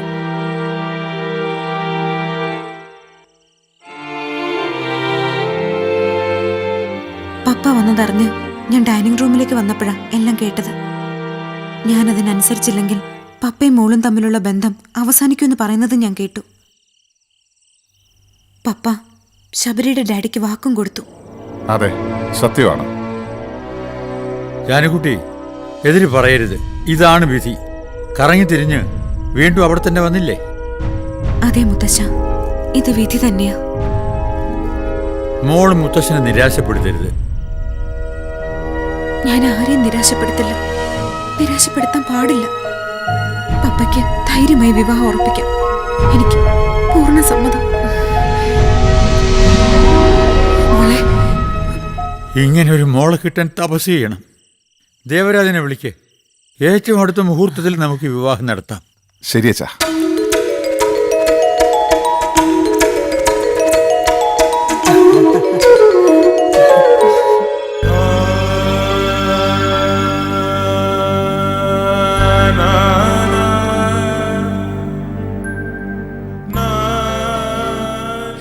ആഹാ, ഇവിടെ ഇരുന്ന് സ്വപ്നം കാണുവാണോ? നീ പോണേ.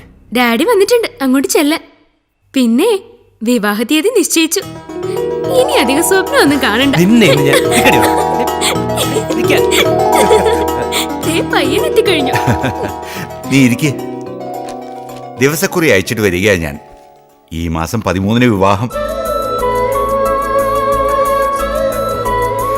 ഒരു വലിയ ഇഷ്യൂ ഒക്കെ ഉണ്ടായതല്ലേ, ഒരു ലളിതമായ ചടങ്ങ് മതിയും തീരുമാനിച്ചു. എന്താ മതി? അപ്പോ ഗുരുവായൂർ വെച്ച് താലികെട്ട്. നമ്മുടെ ഭാഗത്തുനിന്ന് 100 പേര് മതി. ക്ഷണക്കത്തൊന്നും വേണ്ട, വിളിച്ചു പറയാം. താല്പര്യമുള്ളവർ വരട്ടെ. എന്തായാലും കള്ളന്റെ മോഹം നടന്നില്ലേ? അതെ, ശബരിയേട്ടന് വിധിച്ചതാ ജാനകി ചേച്ചി.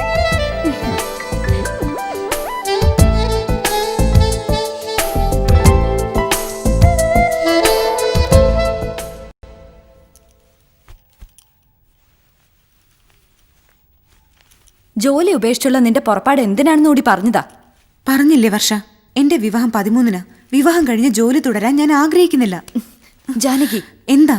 ശബരിയുമായി നീ വിവാഹത്തിന് സമ്മതിച്ചെന്റെ ലക്ഷ്യം എന്താ? എല്ലാവരും വിവാഹം കഴിക്കുന്നതിന്റെ ഉദ്ദേശം എന്താ? അത് തന്നെ മതി നിന്റെ കളിയാക്കല്. നീയൊരു വിവാഹം കഴിച്ചില്ലേ, ഇനി എന്റെ ഊഴം. അപ്പൊ പകയാണല്ലേ നിന്റെ മനസ്സില്? ശബരിയാണ് ശ്രീയെ കൊന്നതെന്ന് നീ വിശ്വസിക്കുന്നു. എന്നിട്ടും അവനുമായി വിവാഹത്തിന് നീ തയ്യാറായത് പക മനസ്സിൽ വെച്ചോണ്ടല്ലേ? നിന്നോട് ഞാൻ എന്ത് പറയാനാ? വീട്ടുകാർ ശബരിയുമായുള്ള എന്റെ മാരേജ് ഫിക്സ് ചെയ്തു. എന്റെ എല്ലാ ആഗ്രഹങ്ങൾക്കും കൂട്ടുനിന്നവരാ അവര്. അവരെ ഇക്കാര്യത്തിൽ വേദനിപ്പിക്കാൻ എനിക്ക് കഴിയില്ല. നീ പക വീട്ടി ജീവിതം ഹോമിക്കാനുള്ള പുറപ്പാടില്ല. നീയും നിന്റെ ലൈഫ് സ്പോയിൽ ചെയ്യല്ലേ?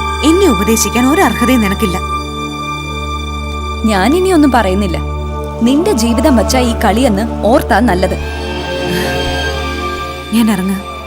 നീ വിവാഹത്തിന് വരണം. ഓഡിറ്റോറിയത്തിൽ വന്നാൽ മതി. എന്റെ വീട്ടിലേക്ക് ഞാൻ നിന്നെ ക്ഷണിക്കുന്നില്ല.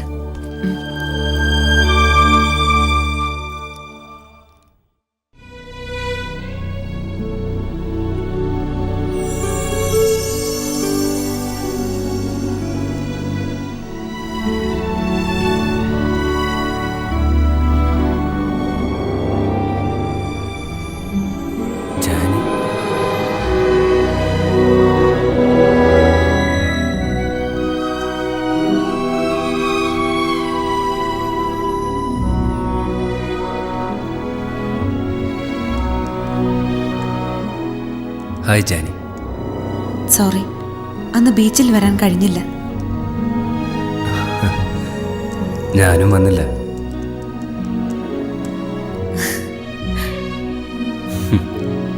നീ ഇത്രയും നാൾ എവിടെയായിരുന്നു? ചില ഫാമിലി പ്രോബ്ലംസ്.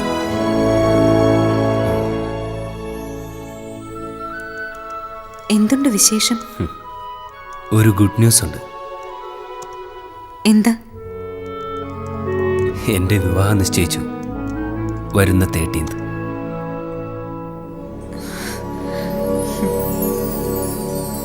ഗുഡ് ന്യൂസ് ആണല്ലോ. എന്നെ ക്ഷണിക്കുന്നില്ലേ? നീ ഫേക്ക് ആണെന്ന് എനിക്കറിയാം. എങ്കിലും ID പറഞ്ഞ ഇൻവിറ്റേഷൻ അയക്കാം. ഓക്കെ. എവിടെ വെച്ചാ കല്യാണം? ഗുരുവായൂർ വെച്ചാ. എല്ലാം പെട്ടെന്നായിരുന്നു.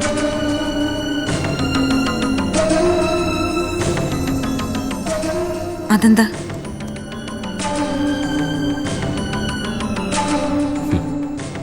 നത്തിങ്. അവളെ കിട്ടാൻ കുറച്ച് ബുദ്ധിമുട്ടിയല്ലേ?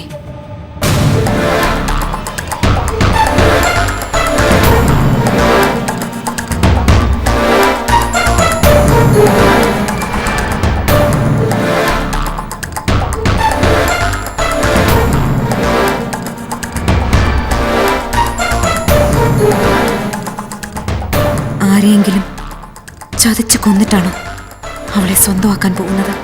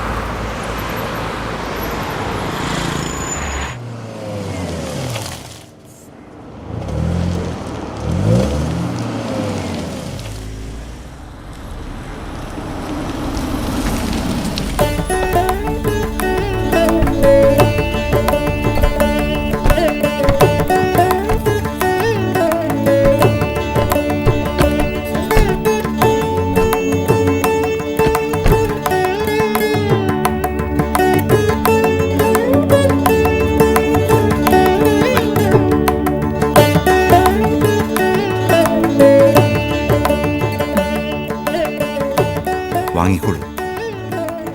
ഈശ്വരനെ മനസ്സിൽ ധ്യാനിച്ച് വലതുകാലം വെച്ച് കയറുമോളെ. വാ.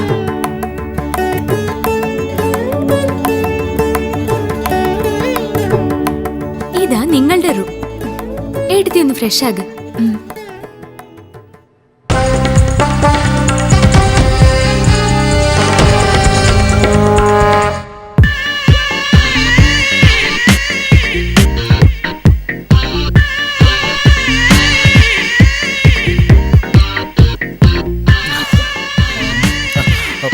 ഒന്നും കൂടെ ആവല്ലേ?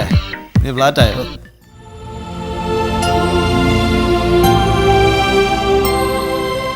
എടുത്തി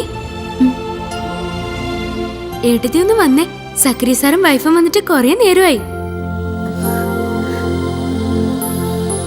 വിവാഹത്തിന് പങ്കെടുക്കാൻ കഴിയാത്തതിൽ ഞങ്ങൾക്ക് വളരെ വിഷമമുണ്ട്. എന്താ സാർ, ഞങ്ങൾക്കറിയില്ലേ ഇന്ന് ആനുവൽ മീറ്റിംഗ് ആയിരുന്നു. പിന്നെ sir. Good evening sir. Good evening.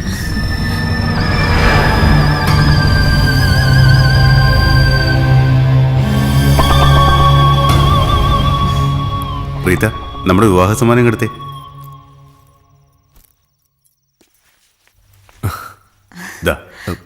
Wish you happy married life. Thank you. എന്നാ ഞങ്ങൾ ഇറങ്ങട്ടെ. ഒരു ദിവസം രണ്ടാമത് ഞങ്ങളുടെ വീട്ടിലേക്ക് വരണം. ശരി.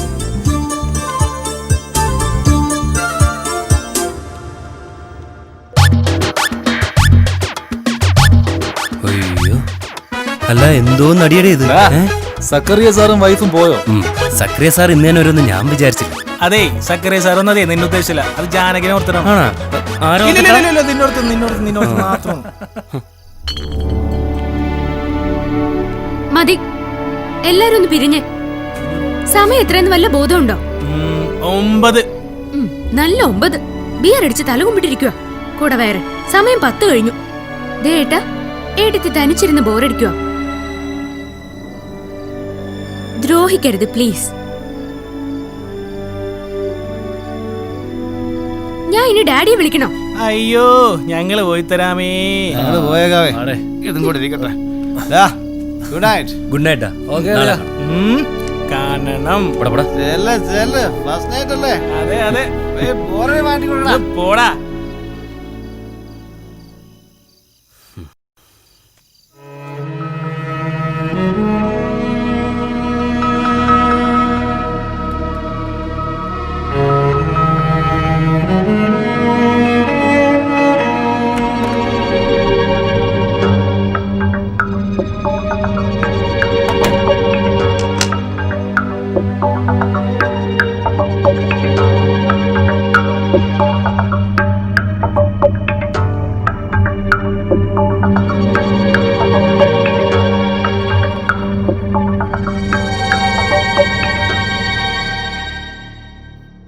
ജാനകിയുടെ ഇപ്പോഴത്തെ മാനസികാവസ്ഥ എനിക്ക് മനസ്സിലാവും. അപമാനിച്ചു എന്ന് തോന്നിയപ്പോൾ ഒരാവേശത്തിന് ഞാൻ എന്തൊക്കെയോ ചെയ്തു പോയിട്ടുണ്ട്. പിന്നീടൊന്നും ഞാൻ മനസ്സിൽ വെച്ചതുമില്ല. ശ്രീ വരികയും നിങ്ങൾ തമ്മിൽ സൗഹൃദത്തിലാവുകയും ചെയ്തതോടെ ഞാനെല്ലാം മറന്നു. അവൻ എൻ്റെ ഏറ്റവും നല്ല സുഹൃത്തായിരുന്നു. എന്നെ മറച്ചു വെച്ചൊരു രഹസ്യവും അവനില്ലായിരുന്നു. അതുകൊണ്ട് തന്നെ അവൻ്റെ മരണം എന്നെ തളർത്തി കളഞ്ഞു. ജാനകിക്ക് എങ്ങനെയോ അങ്ങനെ തന്നെയായിരുന്നു എനിക്ക് ശ്രീ. എൻ്റെ ഡാഡിയും ജാനകിയുടെ പപ്പയും കൂടി തീരുമാനിച്ചതായിരുന്നു ഈ വിവാഹം. ജാനകിക്ക് സമ്മതമാണെങ്കിൽ വിരോധമില്ലെന്ന് പറയാൻ എനിക്ക് സാധിച്ചുള്ളൂ. ജാനകിക്ക് സമ്മതമാണെന്നറിഞ്ഞു. എല്ലാവരും ആവർത്തിക്കും പോലെ ഇതായിരിക്കും വിധി. ഈ വിധി നമ്മൾ അംഗീകരിച്ചേ പറ്റൂ. വിവാഹത്തിനു മുമ്പ് ഞാൻ ചില തീരുമാനങ്ങൾ എടുത്തിരുന്നു. വിവാഹം കഴിഞ്ഞ് പിറ്റേന്ന് ഒരു ഹണിമൂൺ ട്രിപ്പ്, നമ്മൾ രണ്ടുപേരും മാത്രമായൊരിടം. ശ്രീക്ക് നമ്മുടെ മനസ്സിൽ ഒരിടം നൽകണം. പരസ്പരം നമ്മൾ തിരിച്ചറിയണം. നമ്മുടെ ജീവിതത്തിന് അത് ആവശ്യമാണ്.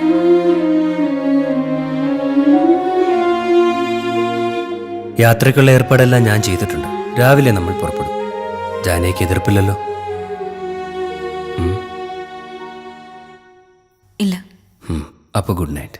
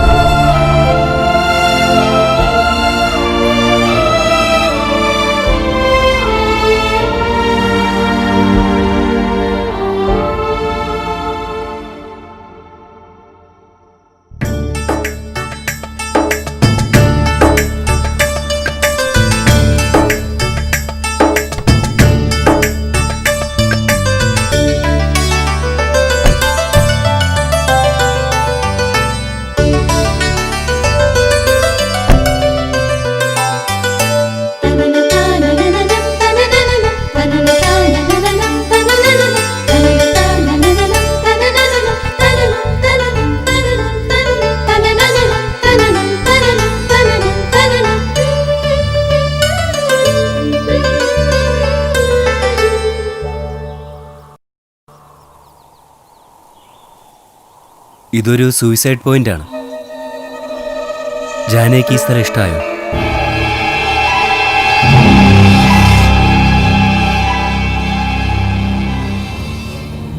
ഇഷ്ടമായി. ഒരിക്കലും വിചാരിച്ചില്ല ഇങ്ങനൊരു സ്ഥലത്തേക്ക് എന്നെ കൊണ്ടുവരുമെന്ന്. ജാനകിയുടെ ആഗ്രഹം എന്താണെന്ന് എനിക്കറിയാം.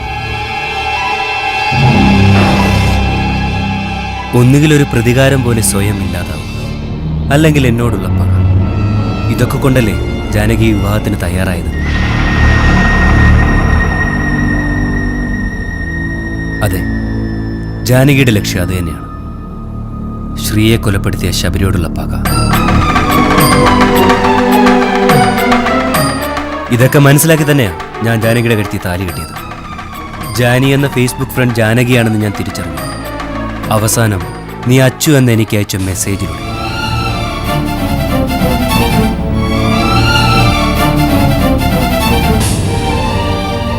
എല്ലാം അറിഞ്ഞിട്ടും ഒരു പരീക്ഷണം, അതല്ലേ ഇങ്ങനൊരു സ്ഥലത്ത് കൊണ്ടുവന്ന് നിർത്തിയ ഒരു കുമ്പസാരം? അതല്ലേ നീ പ്ലാൻ ചെയ്തത്? എന്നാ നിനക്ക് തെറ്റി.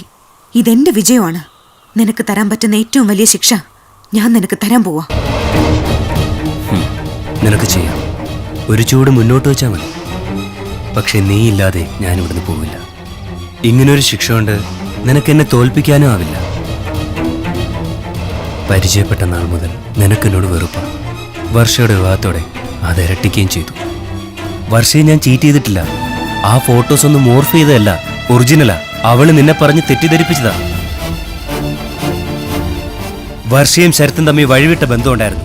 നല്ല വിവാഹാലോചന വന്നപ്പോ അവൾ അവനെ ചതിക്കുകയായിരുന്നു. ഞാനത് വിശ്വസിക്കില്ല. വേണ്ട, അത് പറഞ്ഞ് സത്യസന്ധനാവാൻ ഞാൻ ആഗ്രഹിക്കുന്നില്ല. പക തീർക്കുന്നതിന് മുമ്പ് ചില കാര്യങ്ങൾ കൂടി നീ അറിയണം. എനിക്ക് വേണ്ടിയല്ല, ഞാൻ കൊന്നത് നീ വിശ്വസിക്കുന്ന നിന്റെ ശ്രീയുടെ ആത്മശാന്തിക്ക് വേണ്ടി. ദേവികയുടെ ജനനത്തോടെയാണ് ഞങ്ങൾക്ക് അമ്മയെ നഷ്ടപ്പെടുന്നത്. ഒരമ്മയുടെ മുഴുവൻ സ്നേഹവാത്സല്യങ്ങൾ പിന്നീട് ഞാൻ അറിഞ്ഞത് ശ്രീയുടെ അമ്മയിൽ നിന്നാണ്. ശ്രീക്കൊപ്പം പലവട്ടം ഞാനവിടെ പോയിട്ടുണ്ട്. ശ്രീയെപ്പോലെ ആ അമ്മ എന്നെ സ്വന്തം മകനെ പോലെ സ്നേഹിച്ചു.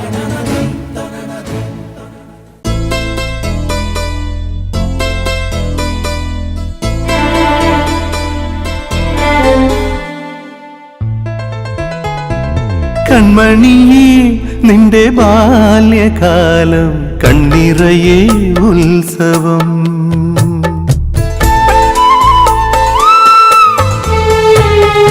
നെഞ്ചിലിത തുള്ളി വന്നു വീണ്ടും വെൺതിരത്തൻ സാഗരം. പിച്ച വച്ചു വെച്ചു വെച്ച കാലമെൻ മിച്ചമായ ജീവനുള്ള സാന്ത്വനം അന്നും ഇന്നും എന്റെ സ്വന്തമാണടാ. കൺമണിയേ നിന്റെ ബാല്യകാലം കണ്ണിറയെ ഉത്സവം.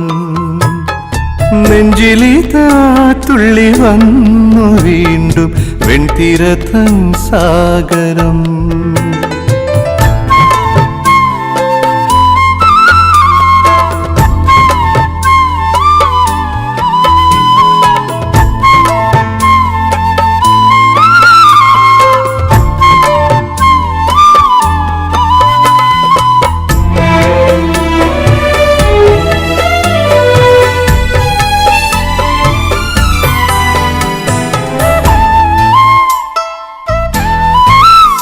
നിന്റെ ചോറാണു തുമ്പകൾ, നിന്റെ കൂട്ടാണ് തുമ്പികൾ.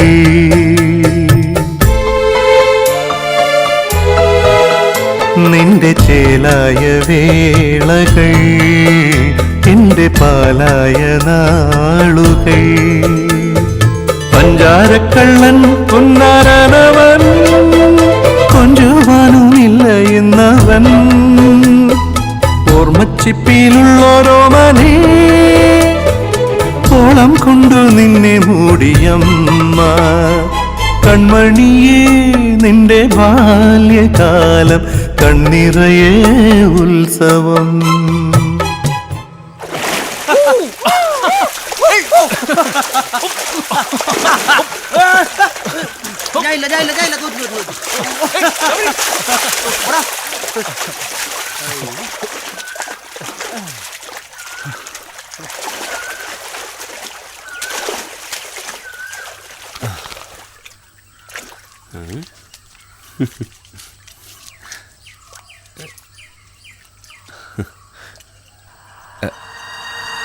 ശ്രീ,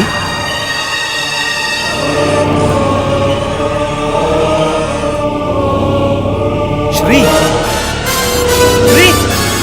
ശ്രീ, ശ്രീ, ശ്രീ, ശ്രീ, ശ്രീ, ശ്രീ, ശ്രീ,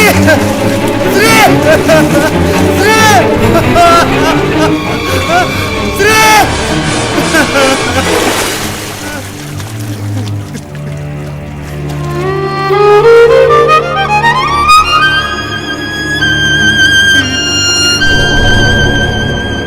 ചെളി പോന്നതാ.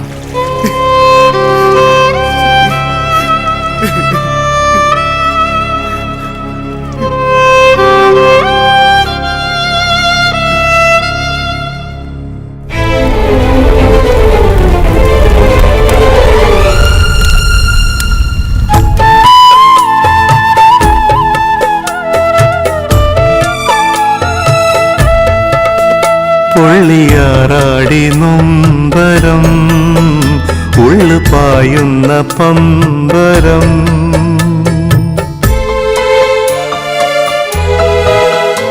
അന്ന് തേനുള്ള ചുണ്ടുകൾ ഇന്ന് നീരുള്ള കണ്ണുകൾ.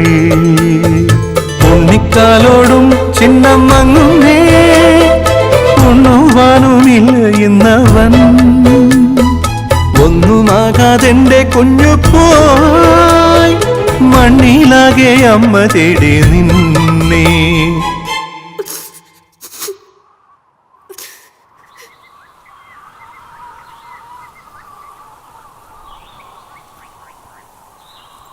ശ്രീയുടെ അമ്മ ഭർത്താവിനോടൊപ്പം ജീവിച്ചത് വെറും 5 മാസമാണ്. ഭർത്താവ് മരിക്കുമ്പോൾ അവർ 3 മാസം ഗർഭിണിയായിരുന്നു. പിന്നെ മകന് വേണ്ടിയാണ് ആ അമ്മ ജീവിച്ചത്.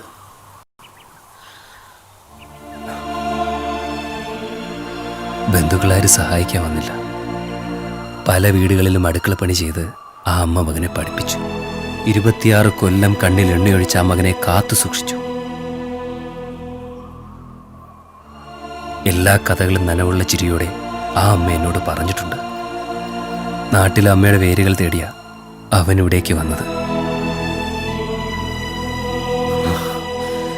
ആ അമ്മയുടെ മുമ്പിൽ നിനക്ക് എന്ത് യോഗ്യതയാണ് ഉള്ളത്? നിന്റെ ഈ ശരീരം മോഹിച്ച ആ അമ്മയുടെ മകനെ കൊന്നുകളയാൻ എനിക്ക് കഴിയുമെന്ന് കരുതുന്നുണ്ടോ നീ?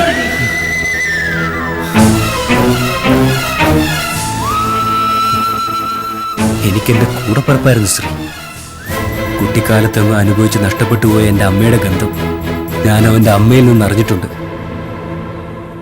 ഒരു ജന്മം സ്വയം ഒരുക്കി ജീവിച്ച ആ പാവ അമ്മയുടെ സകല പ്രതീക്ഷകളും വെള്ളത്തിൽ ചവിട്ടി താഴ്ത്തി ഞാൻ നിന്നെ നേടിയിട്ട് എനിക്ക് എന്ത് സാമ്രാജ്യം ലഭിക്കാനാ?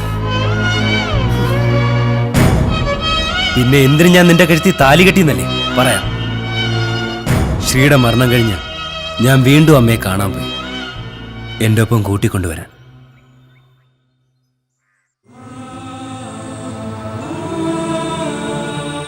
അമ്മ മോന്റെ കൂടെ വരാം. പക്ഷേ മോൻ ഒരു കാര്യം സാധിച്ചു തരണം. അമ്മ പറ, എന്ത് ഞാൻ സാധിച്ചു തരും? ജാനകി, ആ പെൺകുട്ടിയെ നീ സ്വീകരിക്കണം.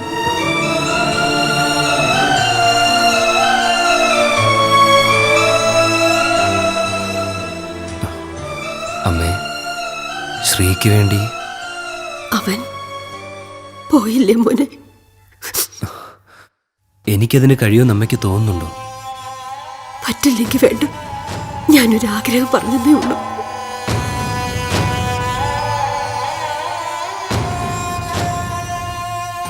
എത്ര കാലം എന്ന് വെച്ചാൽ ഇവിടെ തനിച്ച് അമ്മ എൻ്റെ കൂടെ വരണം. നിന്റെയും ജാനകിയുടെയും ഒന്നിച്ചുള്ള ജീവിതം ഒരു നിമിഷം ഞാൻ ആഗ്രഹിച്ചു.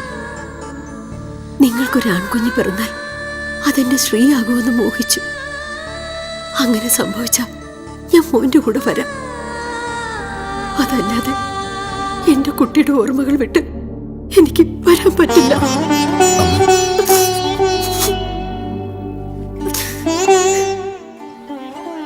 അവിടെ നിന്നാണ് നമ്മുടെ പ്രപ്പോസലിന് വീണ്ടും ജീവൻ വയ്ക്കുന്നത്. അമ്മയുടെ ആശ്വാസത്തിന് വേണ്ടിയെന്നേ ഞാൻ കരുതിയുള്ളൂ. അമ്മയുടെ മനസ്സറിഞ്ഞപ്പോൾ ഡാഡി നിന്റെ പപ്പയെ കാണാൻ തീരുമാനിച്ചു. വിവാഹത്തിന് നീ സമ്മതം പറഞ്ഞപ്പോൾ ആദ്യം എനിക്ക് അമ്പരപ്പായിരുന്നു. നിന്റെ ലക്ഷ്യം പിന്നെയാണ് ഞാൻ മനസ്സിലാക്കിയത്. ഇനി നിനക്ക് തീരുമാനിക്കാം, ഞാൻ തടയില്ല. എന്നെ വിശ്വസിക്കാൻ സന്മനസ്സുണ്ടെങ്കിൽ കൂടെ വരാം. മനസ്സിൽ ജ്വലിക്കുന്നത് പകയാണെങ്കിൽ സ്വയം ഇല്ലാതാവാം. അതല്ല, എന്നെ ശിക്ഷിക്കണമെങ്കിൽ ഞാനിതാ നിന്റെ മുമ്പിൽ നിൽക്കുകയാണ്.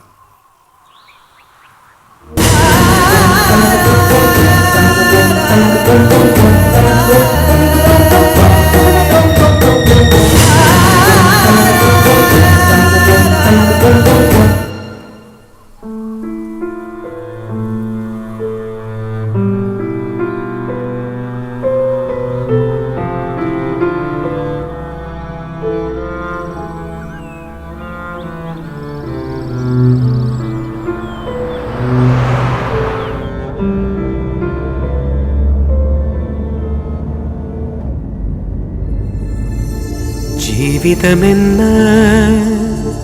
കൂടുകൂട്ടും മുൻപേ ജീവനിൽ കൂട്ടുകാരായി നമ്മൾ.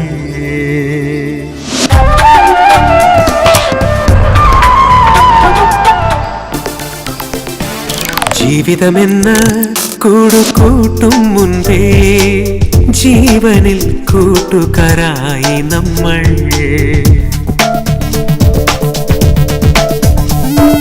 ജീവിതമെന്ന കൂടുകൂട്ടും മുമ്പേ ജീവനിൽ കൂട്ടുകാരായി നമ്മൾ.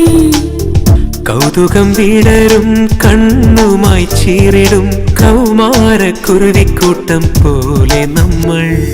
ജീവിതമെന്ന കൂടുകൂട്ടും മുമ്പേ ജീവനിൽ കൂട്ടുകാരായി നമ്മൾ.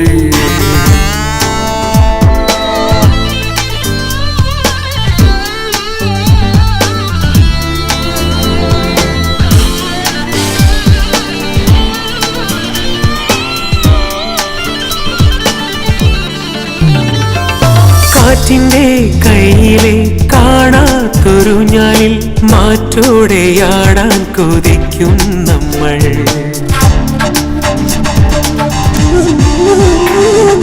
കാറ്റിന്റെ കയ്യിലെ കാണാത്തൊരു ഞാനിൽ മാറ്റോടെയാടാൻ കൊതിക്കും നമ്മൾ. കാർമുകിൽ പെണ്ണിന്റെ നീർധാര കൊള്ളുമ്പോൾ കായലിൽ കളിവള്ളക്കൂട്ടം നമ്മൾ. കായലിൽ കളിവള്ളക്കൂട്ടം നമ്മൾ.